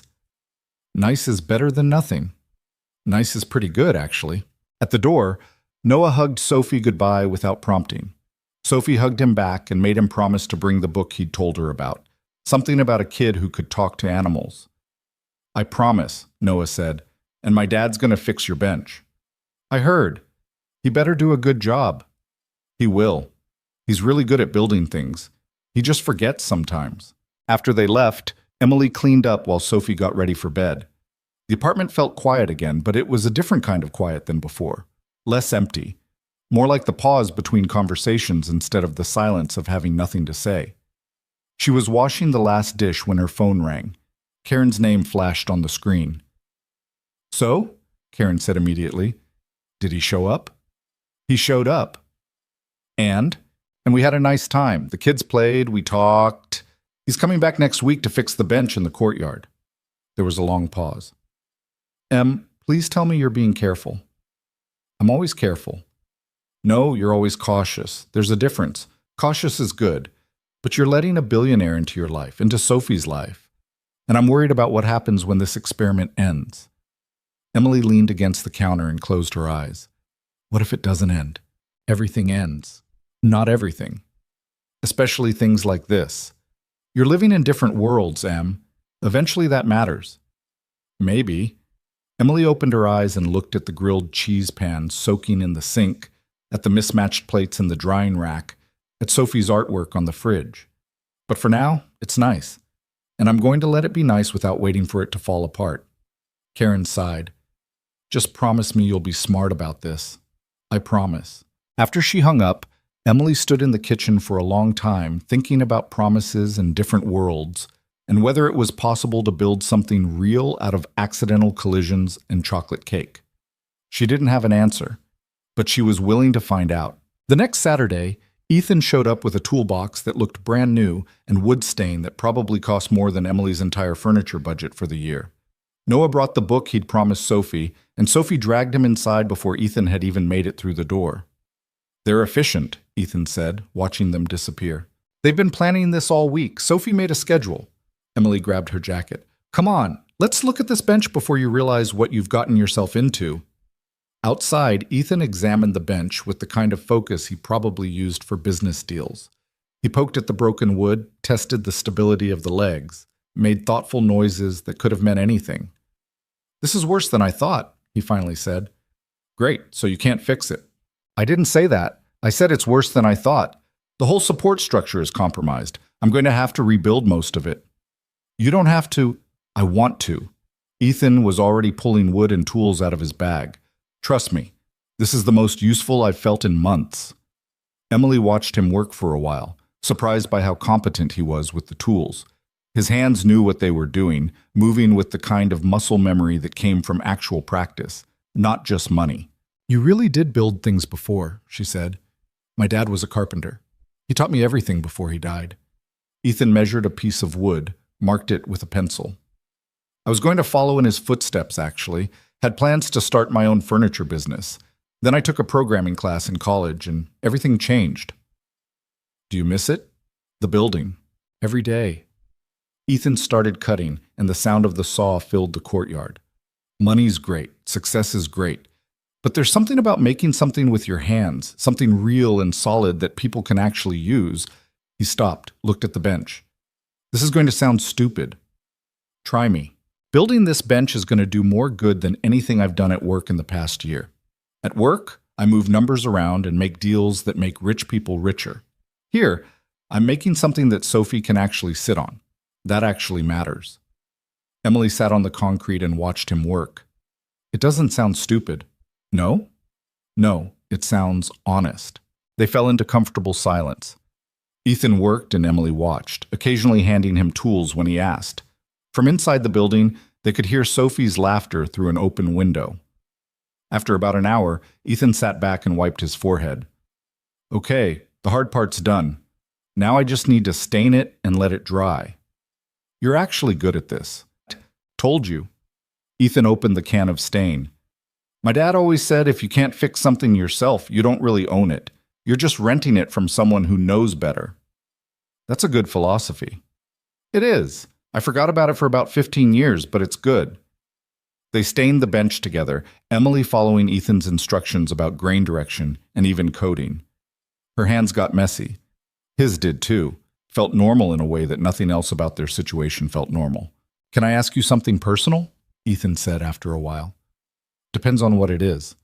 Sophie's father. You don't have to talk about it if you don't want to, but Sophie mentioned he left when she was a baby, and He paused. I'm trying to understand. Emily kept staining, focusing on the wood instead of Ethan's face. Not much to understand. We were young. I got pregnant. He said he wanted to be a father, but when it came down to it, he didn't, so he left. Does he see her at all? Birthday cards sometimes. Christmas if we're lucky. He has other kids now, 3 of them. Seems like he figured out how to be a father eventually, just not for Sophie. It's fine. Emily finished her section and moved to the next. We're fine, we don't need him. You shouldn't have to be fine with it. What's the alternative? Be angry forever? Spend my life wondering what we did wrong? Emily finally looked at Ethan. Sophie deserves better than having a mother who's bitter all the time. So I'm not bitter, we're just us, and that's enough. Ethan nodded slowly. For what it's worth, he's an idiot. Anyone who walks away from Sophie is an idiot. Agreed. They finished the bench as the afternoon light turned golden. It looked good. Better than good, actually. It looked like something people would actually want to sit on instead of something they avoided for fear of splinters. You should go into furniture making, Emily said. Forget the tech company. Just build benches full-time. Don't tempt me. Ethan started cleaning up the tools. Though my board of directors might have questions. Let them ask. Tell them you found your calling in courtyard furniture repair. Inside, they found the kids had built a fort out of couch cushions and blankets and were reading inside it with a flashlight. The apartment looked like a tornado had hit it, but Sophie and Noah were completely content in their blanket cave. Can Noah stay for dinner? Sophie asked from inside the fort. Emily looked at Ethan. We're having chicken nuggets and frozen vegetables. Nothing fancy. Chicken nuggets sound great, Noah said quickly. We never have chicken nuggets. Maria thinks they're nutritionally bankrupt, Ethan explained. Maria sounds like she needs to relax, Emily said. But don't tell her I said that. They had chicken nuggets and frozen peas that Emily tried to make more interesting by adding butter and garlic. Noah ate like he'd never had processed food before, which he probably hadn't. Sophie was thrilled to have someone who appreciated frozen nuggets as much as she did. After dinner, Ethan helped clean up while the kids went back to their fort. He washed dishes while Emily dried, moving around the small kitchen like they'd been doing this for years instead of weeks. Thank you, Emily said quietly, for the bench, for today, she gestured vaguely. All of this. You don't have to thank me. I know, but I want to. Emily set down the dish towel. I've spent a long time thinking I had to do everything myself, that asking for help made me weak, or made Sophie and me charity cases or something. But this doesn't feel like charity. That's because it's not charity. It's... Ethan paused, like he was trying to find the right word. It's friendship, I think. If that's okay. Friendship with a billionaire, that's a new one for me. Friendship with someone who calls me out when I'm being ridiculous. That's a new one for me too. Emily smiled. Then I guess we're even. When Ethan and Noah left that night, Sophie asked the question Emily had been dreading. Are they going to keep coming back? Emily brushed Sophie's hair, working through the tangles gently. I think so. If you want them to. I do. Noah's my best friend now. You've known him for 3 weeks. So? You can be best friends with someone in 3 weeks. It's about quality, not quantity. Sophie turned around to look at Emily seriously. Do you like Ethan? Of course I like him. He's nice. No, I mean, do you like him? Like romantic like? Emily's hand froze mid-brush. Where did you learn about romantic like? School. Emma Johnson says her sister has a boyfriend and they're romantic like with each other, which means they hold hands and stuff. I don't like Ethan. We're friends, that's all. Sophie looked skeptical. You smile different when he's here. I smile the same way I always smile. No, you smile like you're actually happy, instead of just pretending to be happy for me. Emily pulled Sophie into a hug so she wouldn't have to look at her daughter's too observant face. When did you get so smart? I've always been smart. You just keep forgetting. That night, after Sophie was asleep, Emily sat at the kitchen table with a cup of tea and thought about smiling different and romantic like, and whether 6-year-olds could actually see through you better than adults. Her phone buzzed. A text from Ethan. Noah wants to know if Sophie would like to go to the zoo next Saturday, if you're both free, if that's not weird. Emily stared at the message for a long time. The zoo. Like a family outing, like something normal people did together. She typed back, that sounds nice, then deleted it and tried again. Sophie would love that. Then deleted that too and finally settled on, yes, what time? The response came immediately. 10? I'll pick you both up. See you then.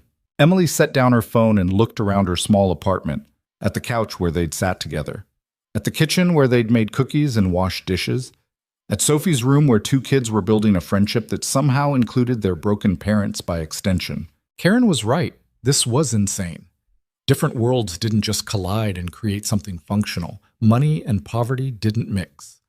Billionaires didn't fix benches in rundown courtyard and eat chicken nuggets with waitresses and their daughters. Except apparently they did. At least in this one specific weird case, they did. Emily finished her tea and went to bed thinking about zoo trips and bench repairs and the way Ethan's hands had known exactly what to do with the wood stain, like he was remembering something important he'd forgotten how to be. Maybe they were both remembering something. Maybe that's what this was. Not 2 different worlds colliding, but 2 broken people figuring out how to be whole again by helping each other fix the small things first. A bench, a dinner, a Saturday afternoon. Maybe that was enough to start with. The zoo trip happened on a Saturday that started with rain. Not the gentle spring kind that made everything smell green and new, but the aggressive Chicago kind that came sideways and made you regret leaving the house. Emily woke up to the sound of it hitting the window and immediately reached for her phone to text Ethan that they should reschedule. But Sophie was already awake, already dressed, already standing at the window watching the rain with a determination that suggested weather was a minor inconvenience rather than a valid reason to cancel plans. It's just water, Sophie said when she caught Emily looking. We're not going to melt. The zoo won't be fun in the rain. The animals don't care if it's raining. They're outside anyway. Emily couldn't argue with that logic, so she didn't try. She got dressed and made coffee and tried not to think about how Ethan would show up in some expensive car and see exactly how shabby their building looked in the rain, the broken gutter, the peeling paint, the front steps that had needed replacing for 5 years. At exactly 10 o'clock, a black SUV pulled up. Not a limousine, which Emily had half expected, but something that looked almost normal if you ignored the fact that it was definitely new and definitely cost more than Emily had earned in the past 2 years combined. Ethan got out with an umbrella, jogged to their building door, and buzzed up. Ready? He asked when Emily opened the apartment door. Are you sure about this? The weather's pretty bad. I checked the forecast. It's supposed to clear up by noon, and even if it doesn't, the zoo has indoor exhibits. We'll be fine. He smiled at Sophie, who was already putting on her jacket. Plus, Noah's been talking about this all week. If we cancel, he'll be devastated. Where is Noah? Sophie asked, peering around Ethan. In the car. He wanted to wait there because he's reading the last chapter of his book and didn't want to stop. Sophie grabbed Emily's hand. Come on, Mom. We can't keep them waiting. The SUV was warm and dry and smelled like new leather. Noah was indeed reading, hunched over a thick book with a dragon on the cover. He looked up when Sophie climbed in next to him and immediately started telling her about the plot, which seemed to involve a lot of magic and prophecy and chosen ones. Emily sat in the front passenger seat, hyper-aware of how nice everything was. The seats were heated. The dashboard had a screen that probably did 50 different things, There was bottled water in the cup holders, the expensive kind with the Italian name. "You okay?" Ethan asked quietly as he pulled away from the curb. "Just feeling very aware that I'm sitting in a car that costs more than I'll make in a decade." "It's just a car." "It's really not just a car." Ethan glanced at her. "Does it bother you?" "The money thing. I don't know, drive something else if it makes you uncomfortable." "Don't be ridiculous. I'm not asking you to buy a worse car because I'm poor." "You're not poor. I'm poor, Ethan. Let's just call it what it is." Emily looked out the window at the rain-soaked streets. "I work 50 hours a week and still have to decide sometimes between buying Sophie new shoes or paying the electric bill on time. That's the definition of poor." In the back seat, the kids were oblivious, still talking about dragons and magic systems. Ethan drove in silence for a minute before saying, "I'm sorry, I didn't mean to minimize that." "I know you didn't, but we can't keep dancing around it. You're rich, I'm not. That's just the reality." "Does the reality mean we can't be friends?" Emily turned to look at him. He was watching the road, his hands steady on the wheel, his face serious in a way that made him look younger somehow. "I don't know. I've never tried to be friends with someone who could buy my entire building without thinking about it. I've never tried to be friends with someone who tells me when I'm being an idiot. I haven't called you an idiot. Not yet, but I appreciate that the option's on the table." That got a small smile from Emily. She settled back in the heated seat and tried to relax. This was fine. They were just going to the zoo, just two parents taking their kids to look at animals. It didn't matter that one of them had a security detail somewhere in the background. Emily had noticed the second car following them 3 blocks back, and the other one had exactly $47 in her checking account. The rain started to let up as they pulled into the zoo parking lot. By the time they got to the entrance, it had turned into a light mist that made everything look soft and gray. Ethan bought tickets without asking if Emily wanted to split the cost, which was good because she absolutely could not afford zoo tickets and had been planning to quietly mention that she'd packed sandwiches so at least lunch would be covered. The zoo was nearly empty because of the weather. They had whole exhibits to themselves, just the 4 of them, and the animals and the sound of water dripping from trees. Noah and Sophie ran ahead to the penguin house, their voices echoing in the enclosed space. Emily and Ethan followed more slowly, keeping them in sight, but giving them space to be kids without parents hovering. "Thank you for this," Emily said. "Sophie's been to the zoo maybe twice in her life, school field trips. I can't usually afford the admission." "You don't have to thank me every time I pay for something." "Yes, I do, because I can't pay you back." Ethan stopped walking. "I don't want you to pay me back. That's not how this works." "Then how does this work?" "Because from where I'm standing, you keep paying for things, and I keep accepting them, and eventually that's going to make me feel like—" She stopped, not sure how to finish. "Like what? Like charity? Like someone you're helping because you feel bad for us? Is that what you think this is?" Ethan looked genuinely hurt. "Emily, I'm not here because I feel sorry for you. I'm here because my son laughs more when Sophie's around, because I sleep better on Saturday nights knowing I have Sunday dinner at your place to look forward to, because you're the only person who talks to me like I'm a regular person instead of a walking bank account." Emily wanted to argue but couldn't, because he was right. She did talk to him like he was normal. And somewhere in the past few weeks, he'd started to feel normal. Not like a billionaire who'd accidentally wandered into her life, but like a friend who happened to have a lot of money. "I'm sorry," she said finally. "I'm not good at accepting help, or accepting that people might want to spend time with me for reasons that aren't obligation or pity. Sophie's father really did a number on you." "He did. And before him, a lot of other people who made it clear that I wasn't worth sticking around for." Emily watched the kids through the penguin house window. "It's hard to believe that someone might actually want to be here." "I want to be here." "Okay." "Okay? Okay, I believe you. I'll try to stop thanking you for every little thing and just—" Emily gestured vaguely. "Just accept that this is what we're doing now, whatever this is." "Friendship," Ethan said firmly. "That's what this is. 2 people who like each other spending time together, with their kids who also like each other. It doesn't have to be more complicated than that." But it was more complicated. Emily felt it every time Ethan smiled at her, every time he showed up at her apartment with wine that cost more than her weekly grocery budget and pretended the cheap pasta she served was the best meal he'd had all week. Every time Noah looked at her with the same kind of longing Sophie got when she talked about not having a dad. This was complicated because feelings were complicated, because you couldn't spend every weekend with someone and not start to care about them. Because Ethan had stopped being the billionaire from TV and started being Ethan, who fixed benches and made terrible jokes, and looked at Emily like she was someone worth looking at. They caught up with the kids at the lion exhibit. The lions were asleep, which disappointed Sophie but fascinated Noah, who launched into an explanation about how lions slept 20 hours a day in the wild. "How do you know that?" Sophie asked. "I read it in a book." "You read too much." "You don't read enough." "I read plenty. I just don't remember boring facts about sleeping." They bickered happily while Emily and Ethan stood behind them, close enough that their arms occasionally brushed. Emily was aware of every accidental touch, every moment when Ethan leaned in to point something out, and she could smell whatever expensive soap he used. This was dangerous. This feeling. This wanting. They had lunch at the zoo cafe, where everything cost 3 times what it should and tasted half as good. Ethan bought sandwiches and fries and drinks without blinking. Sophie and Noah pooled their fries in the middle of the table and ate them while debating which animal they'd want to be if they had to choose. "Penguin," Sophie said firmly. "They get to swim and slide on ice, and they dress fancy all the time." "Owl," Noah countered. "They can fly, and they're nocturnal, so they get to stay up late and nobody yells at them." "Does Maria yell at you for staying up late?"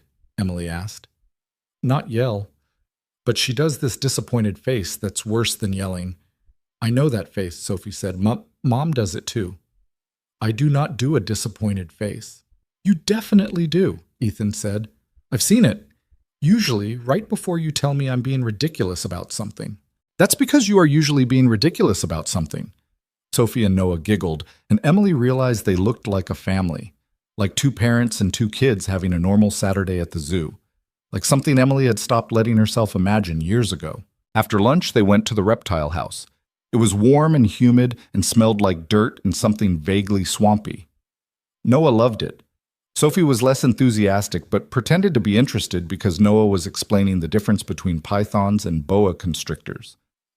Emily and Ethan ended up standing in front of a glass enclosure containing a very large, very still snake. "That thing could eat a person," Emily said. "Probably not a full-grown person." "That's not as reassuring as you think it is." Ethan laughed. "You're afraid of snakes." "I'm afraid of anything that can unhinge its jaw and swallow things whole." "Fair point." They moved to the next exhibit, some kind of lizard that was supposedly endangered. The information plaque said it was rare and important and losing habitat to development. Emily read the whole thing and felt sad about lizards, which was a weird thing to feel sad about when she had plenty of real problems. "You okay?" Ethan asked quietly. "Just thinking about how everything's struggling, even the lizards." "That's pretty dark for a zoo trip." "I'm a waitress who can barely afford rent. Dark is kind of my baseline." Emily looked at him.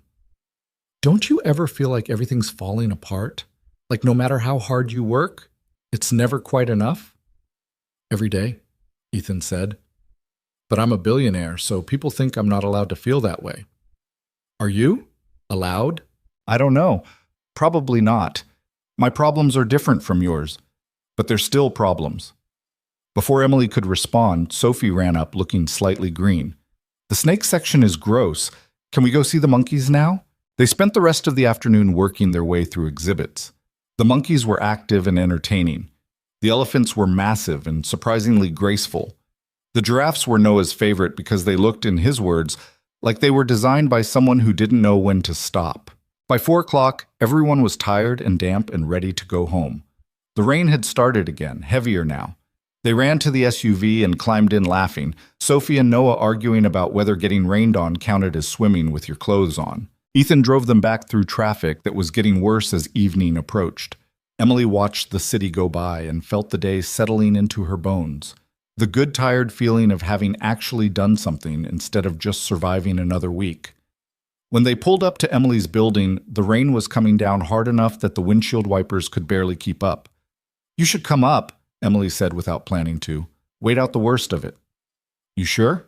"Yeah, I'll make coffee. The terrible kind you pretend to like." Inside the apartment, Emily toweled off Sophie's hair while Noah and Ethan stood dripping by the door, looking uncertain about whether to take off their shoes. "Shoes off," Emily said, "and hang your jackets on the hooks. I'll get towels." She found the least threadbare towels in the bathroom closet and handed them over. Then she made coffee, the terrible kind, as promised, and found cookies left over from last weekend. The kids changed into dry clothes and immediately built another blanket fort. Emily and Ethan sat at the kitchen table with their coffee, listening to the rain and the sound of Sophie and Noah's voices from the fort. "Today was good," Ethan said. "It was. We should do it again sometime. Maybe the aquarium next time." "Ethan." Emily wrapped her hands around her mug. "Can I ask you something?" "Always." "What are we doing?" "Really? Because this feels like—" She stopped, trying to find the right words. "This feels like more than just friendship. Or maybe I'm reading too much into it. Maybe you're just nice and I'm not used to people being nice." Ethan was quiet for a long time, long enough that Emily started to regret asking. Then he said, "I don't know what we're doing. I just know that I look forward to Saturdays more than any other day of the week. That I think about you and Sophie during the week when I'm stuck in meetings that don't matter. That Noah's happier now than he's been since his mother died." "That's not an answer." "I know." Ethan looked at her. "The truth is, I'm terrified of screwing this up, whatever this is.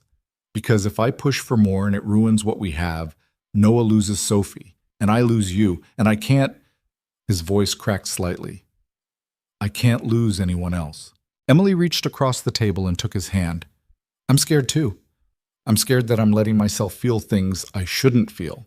That I'm letting Sophie get attached to someone who might leave. That I'm being stupid for thinking this could work when we're from completely different worlds." "But you're thinking it anyway." "Yeah, I'm thinking it anyway." They sat like that, hands linked across the table, while the rain drummed on the roof, and the kids laughed in their fort, and the coffee got cold in their mugs. "I don't want to rush this," Ethan said finally. "I don't want to mess it up by moving too fast or expecting too much." "Me either. So maybe we just keep doing what we're doing, see where it goes." "Okay." Emily squeezed his hand.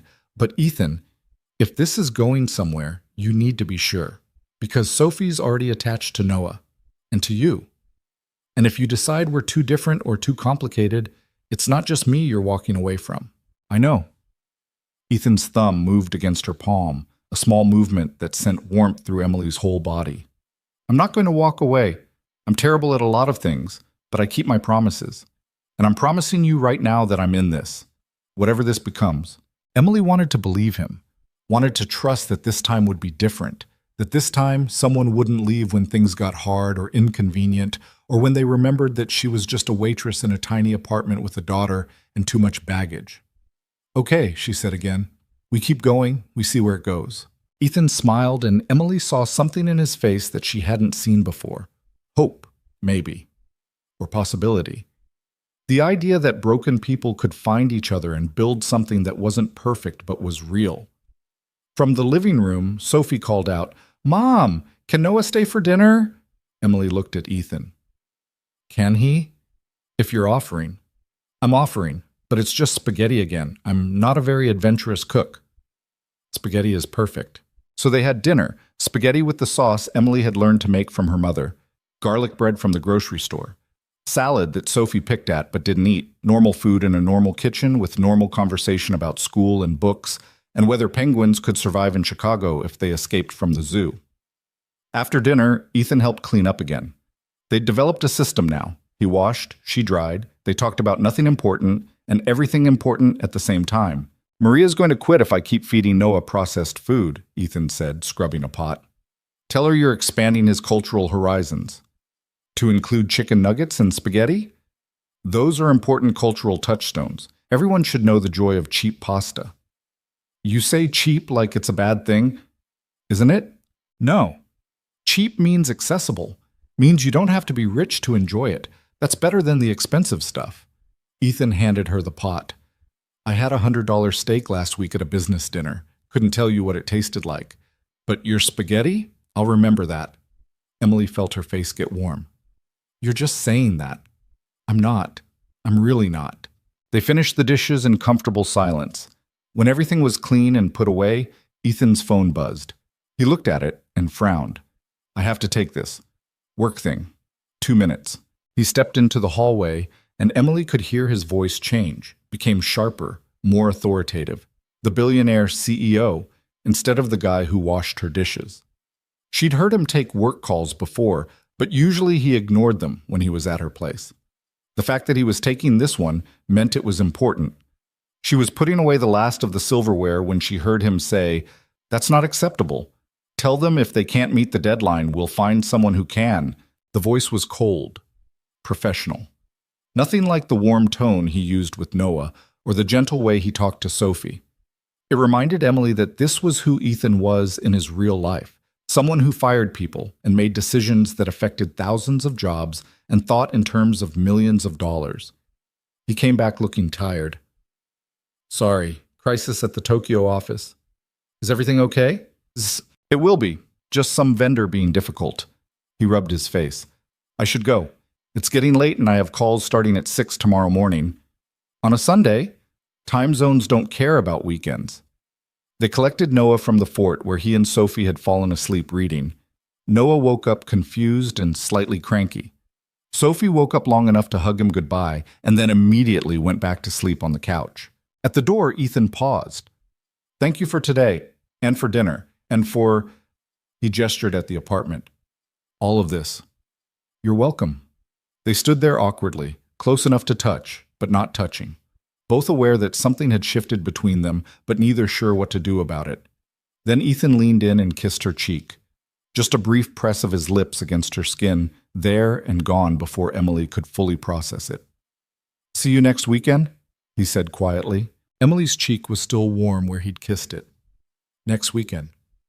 After they left, she stood in the doorway for a long minute, hand pressed to her cheek like she could hold the feeling there.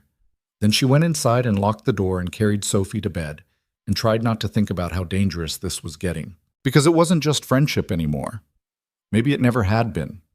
Maybe from the moment Sophie had asked why Ethan's eyes looked sad, they'd been heading toward this, toward something more complicated and terrifying and potentially wonderful than either of them had planned. Emily got ready for bed and climbed under the covers and stared at the ceiling where the water stain was still there, still needing to be fixed, still reminding her of all the things in her life that were broken. But maybe broken things could be repaired. Maybe people who'd lost things could find new things worth keeping. Maybe a billionaire and a waitress could figure out how to exist in the same space without the money and the poverty mattering as much as the fact that they made each other laugh. Maybe. Emily closed her eyes and let herself hope. Across the city, Ethan put Noah to bed and went to his office to deal with the Tokyo situation. He spent 2 hours on calls, fixing problems and making decisions and being the person everyone expected him to be. But his mind kept drifting back to Emily's kitchen, to the way she'd looked at him when he promised he wasn't going to walk away, to the warmth of her hand in his, to the smell of cheap spaghetti and dish soap and the sound of kids laughing in a blanket fort. He'd kissed her cheek. Hadn't planned it, hadn't thought about it. Just did it because in that moment it felt like the only thing to do. Her skin had been soft. She'd smelled like rain and coffee. She hadn't pulled away. Ethan finished his calls and sat in his office looking at the city lights through the window. From here, Chicago looked beautiful, all glittering lights and possibility. You couldn't see the struggling neighborhoods or the broken buildings or the people working 3 jobs to keep their kids fed. You couldn't see Emily's apartment from here. But Ethan knew exactly which direction it was in. Could picture her there right now, probably asleep. Probably dreaming about something other than him because she was practical and smart and wouldn't let herself imagine things that seemed impossible. But Ethan had built an empire on doing impossible things. He'd turned a laptop and an idea into billions of dollars. He'd survived losing his wife and learned how to be a father, even when it felt like drowning. Surely he could figure out how to bridge the gap between his world and Emily's. How to build something real out of Saturday dinners and zoo trips and the slow, terrifying process of letting someone see all your broken parts and trusting them not to walk away. He just had to be brave enough to try. Ethan looked at his calendar for the next week, full of meetings and calls and obligations he couldn't cancel. But Saturday was blocked out, had been blocked out for the past month. Every Saturday, reserved for the only thing that actually mattered. He added a note to his assistant's morning briefing. Clear Sunday mornings too, indefinitely. Then he went to bed and dreamed about spaghetti and blanket forts and the way Emily's face had looked when she'd said, "We keep going, we see where it goes." They were going somewhere. Both of them knew it now. The question was whether they'd have the courage to get there. The question got answered on a Tuesday in October, 6 months after the birthday dinner that had started everything. Emily was at work when her phone rang. The diner was in the middle of the lunch rush, and Danny had a strict rule about personal calls during shifts. But when Emily saw it was Sophie's school, her stomach dropped and she answered anyway. "Miss Bennett, this is Principal Morrison. Sophie's fine, but we need you to come pick her up." "What happened?" "There was an incident. Sophie got into an altercation with another student. We can discuss the details when you arrive." Emily's hands were shaking as she untied her apron. Danny looked annoyed until she explained. Then his face softened and he told her to go. They'd manage without her. She took the bus because her ancient car had finally died for good 3 weeks ago, and she hadn't had money to fix it. The 20-minute ride felt like hours. Emily's mind spiraled through every possibility. Sophie hurt, Sophie hurting someone else. Sophie in trouble serious enough to involve the principal.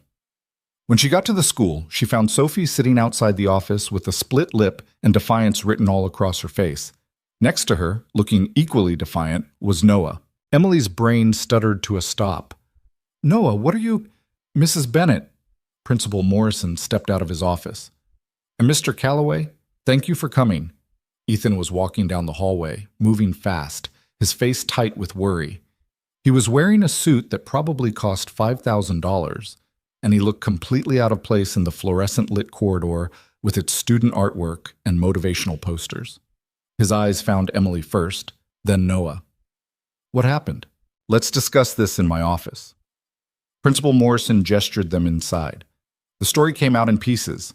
A boy in Sophie's class, Marcus Williams, whose father owned a chain of car dealerships and never let anyone forget it, had been making fun of Sophie all week, about her clothes, about her apartment, about her mom being just a waitress. Today, Marcus had crossed a line. He'd said that Sophie's dad left because Sophie wasn't worth staying for, so Sophie had punched him in the face.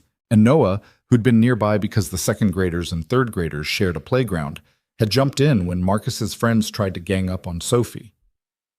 "Fighting is absolutely unacceptable," Principal Morrison said sternly, regardless of the provocation. He called her worthless. Noah's voice was quiet but firm. "Nobody gets to say that about Sophie. That doesn't give you the right to use violence." "What were they supposed to do?" Ethan asked, his voice dangerously calm. "Let this Marcus kid and his friends beat up Sophie? They were supposed to get a teacher. That's the appropriate response. The appropriate response is for you to do something about bullying before it gets to the point where a 6-year-old feels like she has to defend herself with her fists." Emily was surprised by the anger in her own voice. "How long has this been going on?" Principal Morrison shifted uncomfortably. "We weren't aware of any ongoing issues." "Because you weren't paying attention," Ethan said, "or because Marcus Williams's father donates to the school, so you don't want to look too closely at his son's behavior." "Mr. Calloway, I understand you're upset, but I'm not upset. I'm furious. My son and Sophie did what they thought they had to do to protect each other. If your staff had been doing their jobs, it wouldn't have come to that." The meeting devolved from there. Principal Morrison insisted both kids would face a 3-day suspension. Ethan threatened to pull Noah from the school entirely and make sure everyone knew why. Emily sat quietly, overwhelmed by the whole situation. Finally, Morrison agreed to reduce it to 1 day of suspension if both families agreed to have the kids write apology letters to Marcus. "Absolutely not," Sophie said before Emily could respond. "I'm not apologizing for defending myself." "Sophie." "No, Mom. He said terrible things. He said you were nobody, and that's why Dad left. I'm not saying sorry for making him stop." Emily looked at her daughter, this fierce, brave girl who'd inherited all of Emily's stubbornness and none of her resignation. Sophie's lip was swelling where she'd split it, probably on Marcus's tooth. There was a smudge of dirt on her cheek and fire in her eyes. "Okay," Emily said quietly. "No apology letter." Principal Morrison's face reddened. "Ms. Bennett, if Sophie doesn't comply with the disciplinary measures, then we'll deal with it." Emily stood up.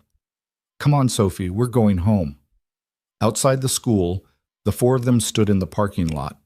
Noah's eye was starting to bruise where someone, probably one of Marcus's friends, had caught him.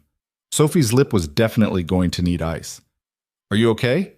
Ethan asked Sophie, kneeling down to examine her face gently. I'm fine. You should see Marcus. Sophie, Emily said warningly. What? I'm just saying he looks worse. Noah started to smile, then winced because smiling hurt his bruised face. Marcus cried. A lot. Noah, Ethan said, but there was something that might have been pride in his voice. They stood there awkwardly, two parents trying to figure out the correct response to their children getting into a fist fight. Ice cream, Emily said finally. We're getting ice cream, both of you, because while I don't approve of fighting, I also don't approve of anyone saying Sophie is worthless. Ice cream sounds good, Ethan agreed. They ended up at a place 2 blocks from Emily's apartment, sitting in a booth while Sophie and Noah demolished sundaes that were mostly whipped cream and sprinkles. Emily and Ethan drank coffee and tried not to laugh at the kids' increasingly elaborate description of the fight. And then Noah came out of nowhere, Sophie said through a mouthful of ice cream. Nowhere. Like a ninja, Noah added. And Marcus's friend Tyler tried to grab me, but Noah pushed him and Tyler fell in the mud. It was awesome. Emily caught Ethan's eye across the table. He was trying to look stern, but failing. They both were. Because yes, fighting was wrong, and yes, they should be teaching better conflict resolution, but also there was something fundamentally satisfying about their kids standing up for each other. After the ice cream was gone and the adrenaline had faded, Sophie slumped against Emily's side, suddenly exhausted. Noah was in a similar state, leaning on Ethan with his eyes half closed. We should get them home, Emily said. Come to our place, Ethan said. It's closer, and I want to make sure Noah's eye isn't serious. Emily started to protest, then realized she didn't want to take Sophie back to the apartment and sit there worrying alone. Okay, Ethan's house was in Lincoln Park, which Emily had expected. What she hadn't expected was exactly how massive it was. The SUV pulled through gates that opened automatically, up a driveway that was longer than Emily's entire block, and stopped in front of a house that looked like it belonged in a magazine about places normal people would never go. Sophie's eyes went wide. This is where you live? Yeah, Noah said, like it was no big deal. Inside was worse. Everything was pristine and expensive and carefully designed. The ceilings were high enough to echo. The furniture looked like nobody had ever actually sat on it. There was art on the walls that Emily recognized from museums. I know it's a lot, Ethan said quietly, watching her reaction. It's something, Emily managed.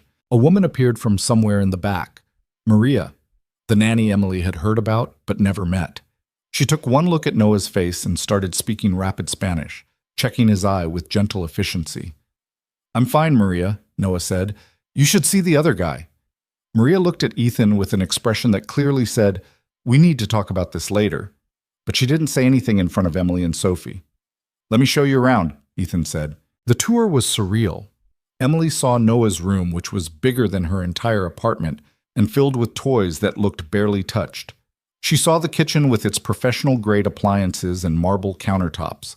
She saw the library, the game room, the home theater. You have a pool, Sophie said, staring out the back windows. Want to see it? Noah asked. The kids disappeared outside, and Emily found herself alone with Ethan in a living room that probably cost more than she'd earned in her lifetime. This is your real life, she said quietly. What? This. Emily gestured at everything. The house, the staff, the gates. This is who you actually are. And my apartment with the broken radiator and the water stain, that's who I actually am, and I don't know how to make those two things fit together. Ethan was quiet for a moment. Then he said, Come here. I want to show you something. He led her upstairs to a room at the end of the hall. Inside was an office with floor-to-ceiling windows overlooking the city. The desk was expensive wood. The chair probably cost more than Emily's couch. The computer setup looked like something from a spaceship. But what Ethan showed her was a frame on the desk. Inside was a child's drawing, Sophie's drawing, from her refrigerator.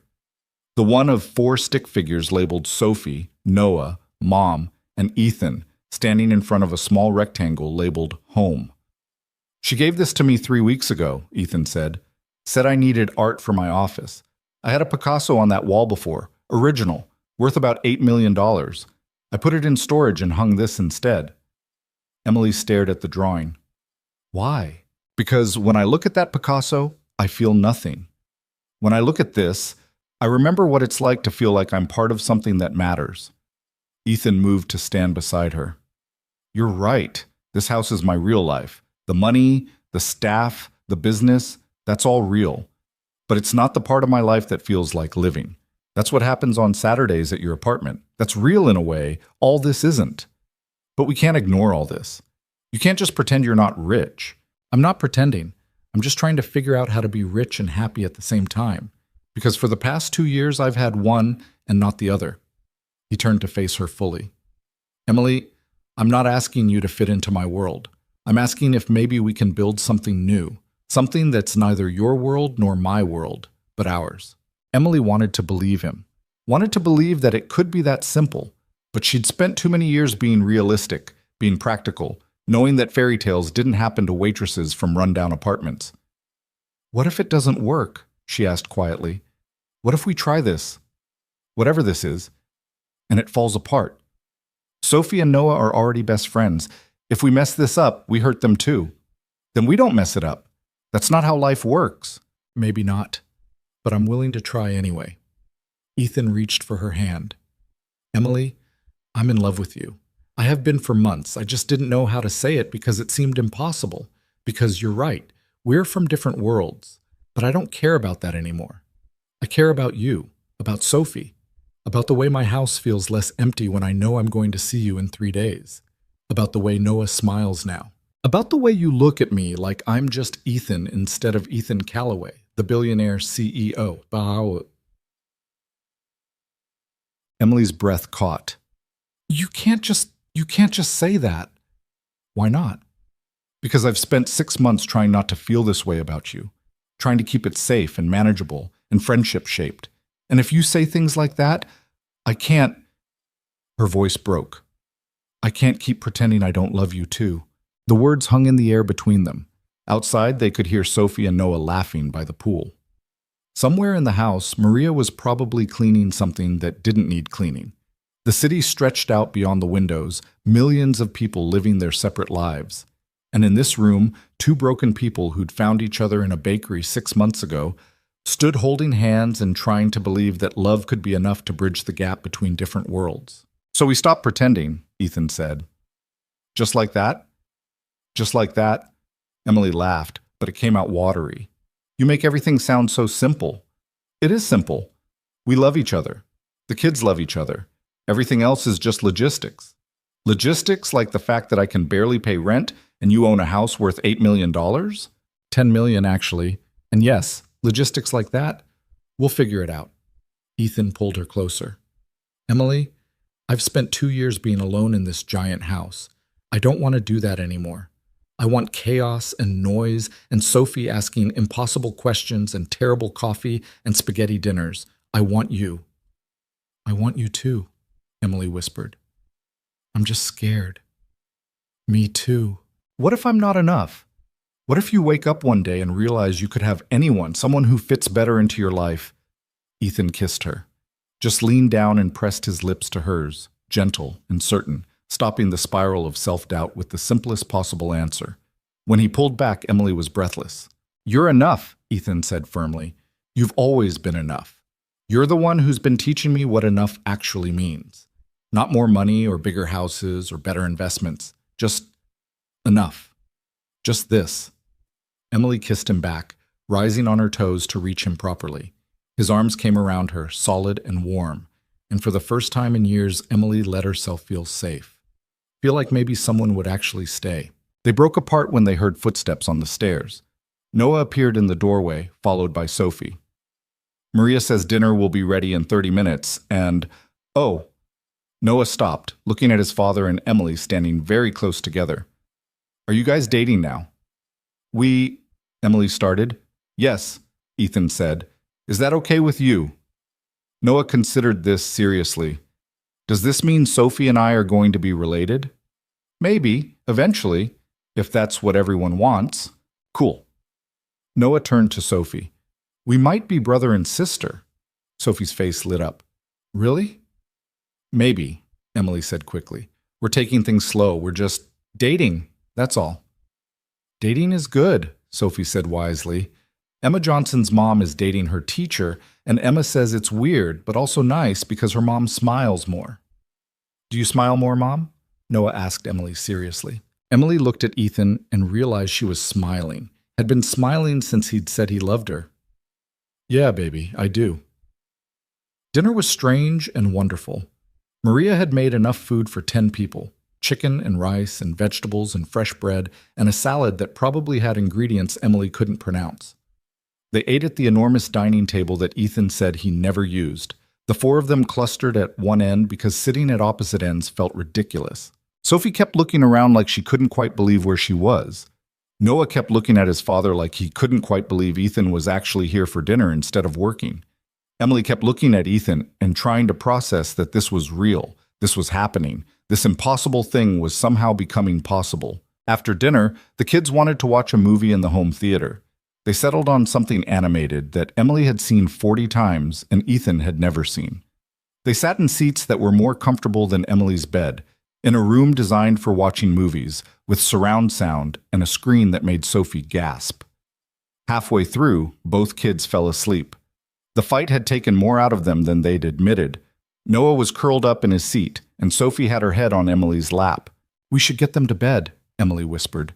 Ethan carried Noah upstairs, and Emily carried Sophie, following him to Noah's room.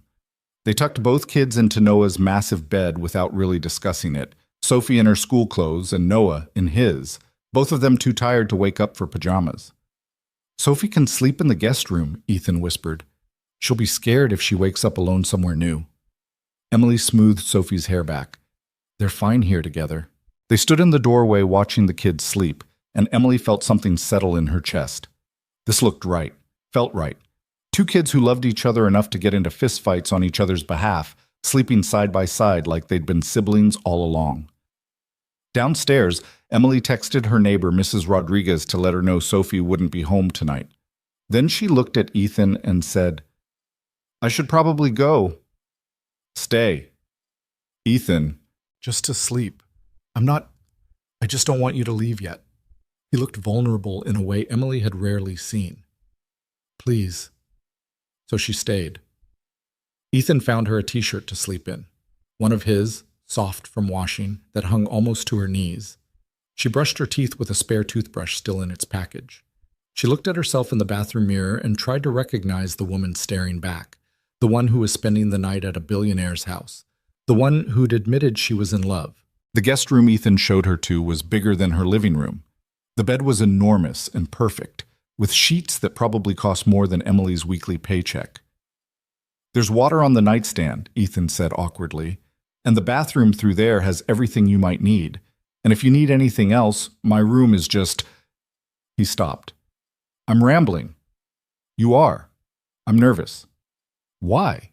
Because you're here, in my house, and I don't want to do anything that makes you regret staying. Emily crossed the space between them and kissed him softly. I don't regret it. I'm scared and confused, and this is all completely insane, but I don't regret it. Ethan kissed her back, deeper this time, his hands gentle on her waist. When they broke apart, Emily's heart was racing. Good night, Emily. Good night. She lay in the expensive bed in the enormous room and stared at the ceiling. No water stain here, just perfect white paint and crown molding and the kind of silence that came from quality construction and distance from neighbors. Emily missed her apartment, missed the familiar creaks and the radiator's angry noises and the sound of Sophie breathing in the next room. But she didn't miss being alone, didn't miss the exhaustion of carrying everything by herself. Maybe that was what love meant. Not fixing everything or making problems disappear, but having someone to carry things with you. Someone who saw your broken parts and stayed anyway. She fell asleep thinking about Ethan's hands on her waist and Sophie's drawing on his desk and the way Noah had asked if they were dating with such casual acceptance, like love was simple and obvious and not terrifying at all. Emily woke up to sunlight streaming through windows that didn't have the cheap blinds she was used to. For a moment, she didn't remember where she was.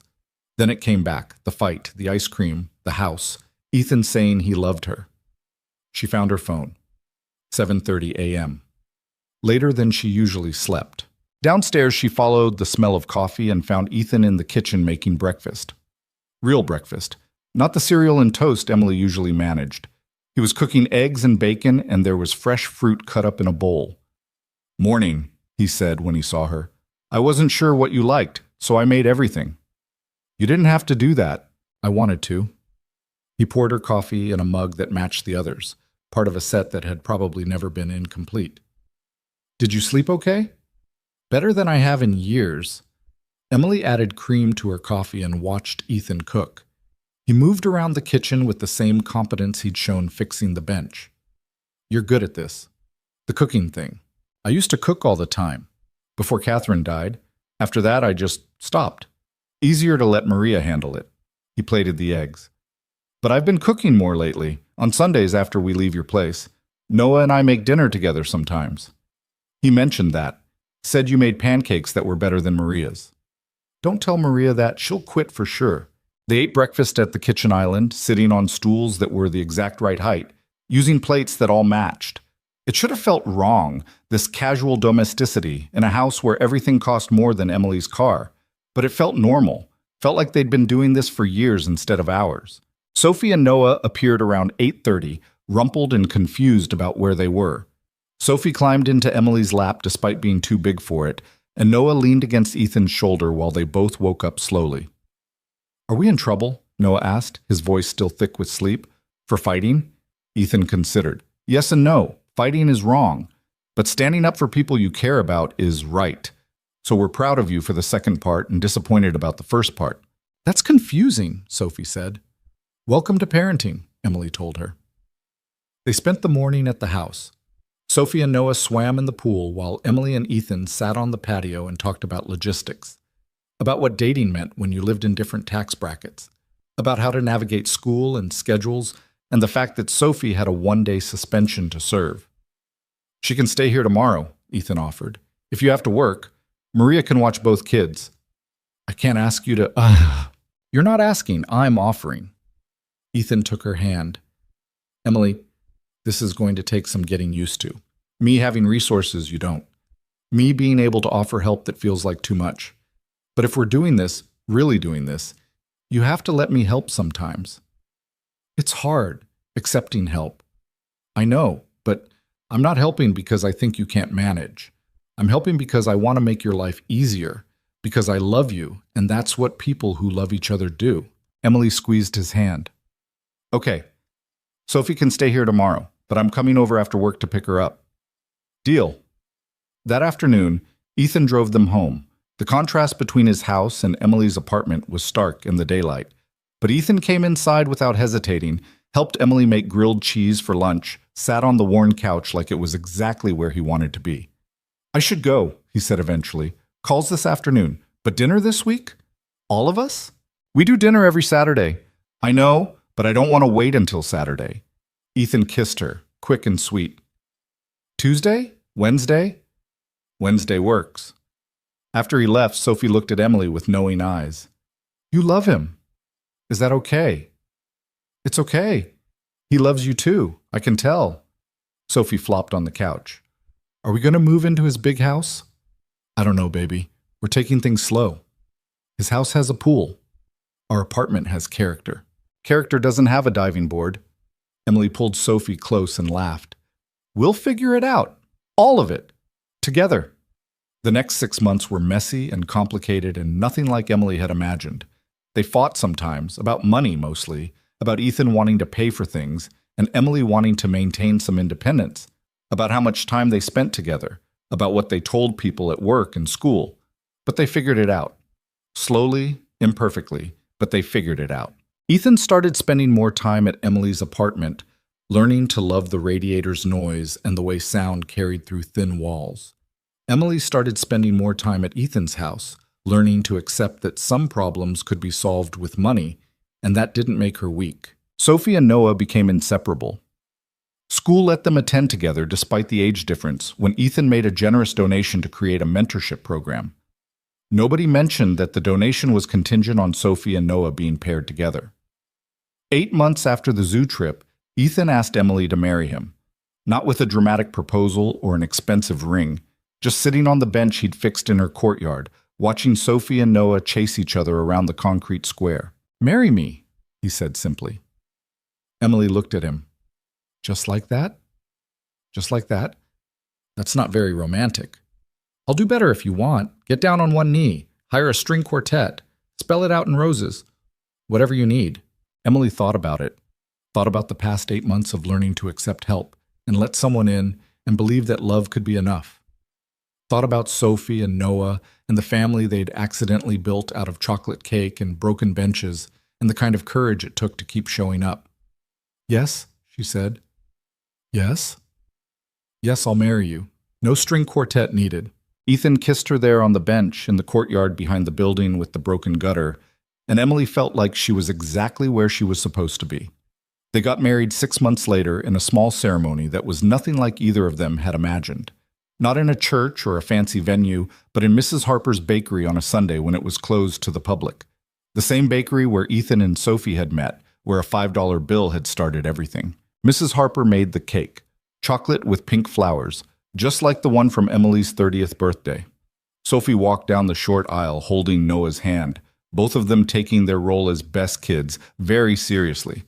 Karen was there crying despite having told Emily repeatedly that this was insane. Maria came and brought tissues. A handful of close friends. Nothing elaborate. Ethan wore a suit that probably cost a fortune, but looked exactly like every other suit to Emily. Emily wore a dress from a consignment shop that Sophie had helped pick out. They said vows they'd written themselves, promising to love each other through the hard parts, and the confusing parts, and the parts where different worlds collided. When Ethan was told to kiss his bride, he did it while Sophie and Noah cheered and Mrs. Harper wiped her eyes, and everyone laughed at how perfectly imperfect it all was. The reception was at Ethan's house, their house now, though Emily still couldn't quite think of it that way. Maria had cooked enough food to feed 50 people, even though there were only 20 guests. They ate and danced, and Sophie gave a speech about how her mom smiled different now, the happy kind instead of the pretend kind. Late that night, after the guests had left and the kids had fallen asleep in Noah's room, their room now, redecorated to fit both of them, Emily and Ethan stood in the kitchen cleaning up. "We did it," Emily said, drying a champagne flute that probably cost more than her wedding dress. "We did." "I'm terrified." "Me too." "What if we mess this up?" Ethan set down the dish he was washing and turned to face her fully. "Then we mess it up together, and we figure it out, and we keep going." He took the towel from her hands. "Emily, I'm not expecting perfect. I'm expecting real, and real is messy and complicated, and sometimes it doesn't work the way you planned." "That's very wise." "I've been practicing." He pulled her close. "I love you. Sophie and I and Noah, we're a family now. Whatever comes, we face it together." Emily rested her head against his chest and listened to his heartbeat. "Together," she repeated. 2 years later, Emily graduated from nursing school. Ethan had insisted on paying the tuition, and after months of arguing, Emily had finally accepted. She'd worked part-time at the diner while studying, refusing to give up all her independence even when Ethan pointed out she didn't need to work anymore. Sophie and Noah were there at her graduation, holding a banner they'd made that said, "Mom the Nurse," in letters that were only slightly crooked. Ethan sat next to them, looking prouder than Emily had ever seen him. She'd done it. Finished what she'd started 8 years ago, before Sophie's father left and everything fell apart. Proved to herself that she could build something new even when the old plans had failed. After the ceremony, they went to the diner where Emily had worked for years. Danny had retired and sold the place, but the new owner had kept the menu the same. They sat in the booth where Emily used to take her breaks and ordered coffee and pie.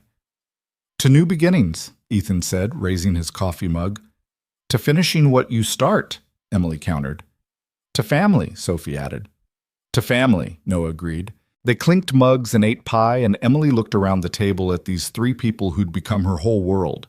Not because they were perfect, not because everything had worked out smoothly, but because they'd all chosen to keep showing up, even when it was hard, even when it didn't make sense. That night, tucking Sophie into bed, Sophie, who was 9 now and getting too old for tucking in but still asked for it anyway, Emily thought about the woman she'd been 2 years ago, tired and struggling and convinced that she had to do everything alone because no one else would stay. She'd been wrong. Not about the struggling, that part had been real, but about being alone, about having to carry everything herself, about thinking that asking for help made her weak, Strength wasn't doing everything alone. Strength was letting people in, was accepting that you didn't have all the answers, was admitting you needed help and trusting someone enough to accept it. "Mom?" Sophie said sleepily. "Yeah, baby? I'm glad you married Ethan." "Me too. And I'm glad Noah's my brother now." Ethan had officially adopted Sophie 6 months after the wedding. The paperwork had taken forever, but the day the judge signed the final documents, Ethan had cried. Sophie had a father now, not the one who'd left, but the one who'd stayed. "Me too," Emily said again. She kissed Sophie's forehead and turned off the light, leaving the door cracked the way Sophie liked it. In the hallway, she found Ethan waiting, leaning against the wall with that smile that still made her stomach flip. "Noah's asleep," he said. Finally. He wanted to read just one more chapter. Just one more is never just one more with him. "I know. I'm a terrible enforcer of bedtimes." They walked to their bedroom, the master suite that Emily had redecorated to feel less like a hotel and more like a home. She'd added photos and thrown blankets and the quilt her mother had made, the one with stars and moons that used to live on the couch in the apartment. "Are you happy?" Ethan asked, pulling her close. Emily thought about it, really thought about it. She had a job she'd worked hard for, a family she loved, a house that was slowly starting to feel like hers instead of just Ethan's. She had Sophie and Noah fighting over the bathroom in the mornings. She had Sunday dinners that were chaotic and loud. She had a husband who still washed dishes and fixed things and looked at her like she was valuable. "Yes," she said, "I'm happy." "Are you?" "Happier than I thought was possible." Ethan kissed her softly. "Thank you." "For what?" "For saying yes. To all of it. To the zoo trip and the dinners and the marriage and this whole messy, complicated life we've built. Thank you for asking, for seeing me, for being brave enough to walk into that bakery and let Sophie ask you impossible questions." They stood like that for a long moment, holding each other in the quiet house that used to echo with loneliness but now hummed with life.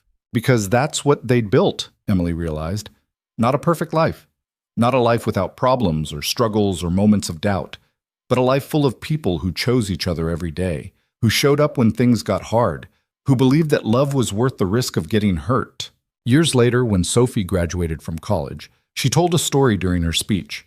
The story of a little girl with $5 and a birthday cake and a question about sad eyes. The story of her mother who'd learned to accept help. The story of the billionaire who'd learned that money couldn't buy the things that actually mattered. People ask me sometimes about growing up with a father who had more money than we could spend in 10 lifetimes, Sophie said, standing at the podium in her graduation gown. They think that's what made my childhood special. But it wasn't the money. It was the fact that he showed up, that he kept showing up week after week, even when it would have been easier to stay in his own world.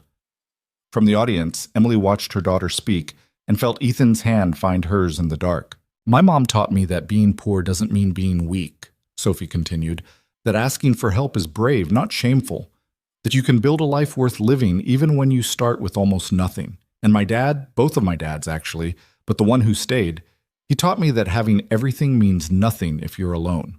Noah was crying openly now, sitting next to Ethan. He'd graduated the year before and was working at Ethan's company, learning the business from the bottom up because that's how Ethan had insisted it happen. "The best thing anyone ever gave me wasn't money or opportunities or a house with a pool," Sophie said.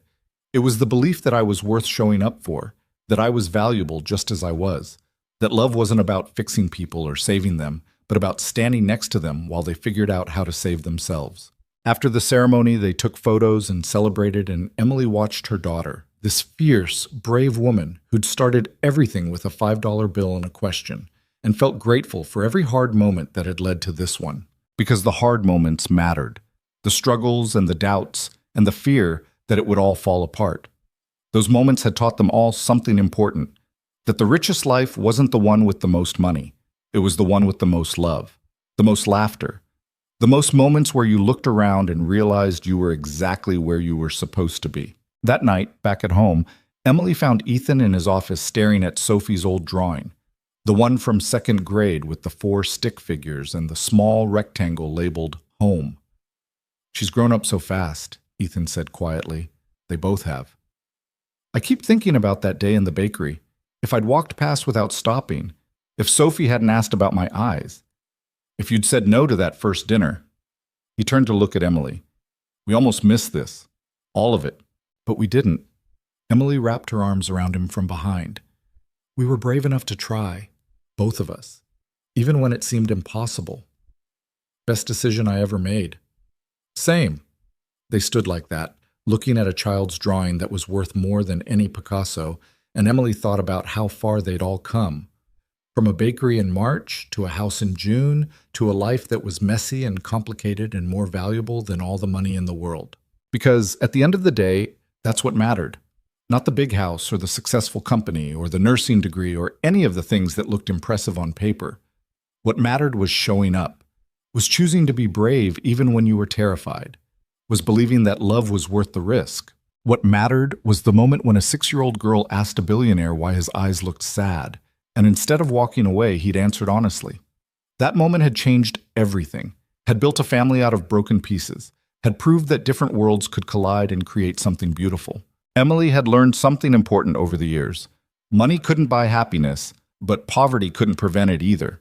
Happiness came from the people you loved, and the moments you shared, and the courage to keep trying even when it seemed easier to give up. She'd been poor and lonely. Now she was comfortable and surrounded by family. Both versions of her life had taught her something valuable. The poor version had taught her resilience and gratitude, and that she was stronger than she'd thought. The comfortable version was teaching her to accept grace and help, and that she didn't have to earn love through suffering. Come to bed, Emily said, tugging on Ethan's hand. In a minute. I just want to look at this a little longer. So Emily left him there with his memories and his gratitude and the child's drawing that represented everything they'd built. She checked on Sophie and Noah one more time, both sleeping peacefully in their respective rooms, both safe and loved and heading into futures full of possibility. And she thought about the $5 bill that had started it all, about chocolate cake and broken benches and the kind of bravery it took to let someone see your sad eyes and trust them not to look away. The story could have ended so many different ways. Ethan could have walked past the bakery. Emily could have said no to that first dinner. Either of them could have decided that different worlds were too different to bridge, but they hadn't. They'd chosen courage over fear, chosen love over safety, chosen to believe that impossible things were only impossible until someone was brave enough to try. And that, Emily thought as she climbed into bed and waited for Ethan to join her, was the real lesson. Not that love conquered all, or that money didn't matter, or any of the simple platitudes people like to pretend were true. The lesson was simpler and harder than that. Sometimes you had to be willing to risk everything for the chance at something real. Sometimes you had to let people help you. Sometimes you had to accept that you were worthy of love, regardless of how much money you had in the bank, or how big your apartment was, or whether your eyes looked sad. Sometimes you just had to show up and keep showing up and trust that it would be enough. And for them, it had been. More than enough. It had been everything.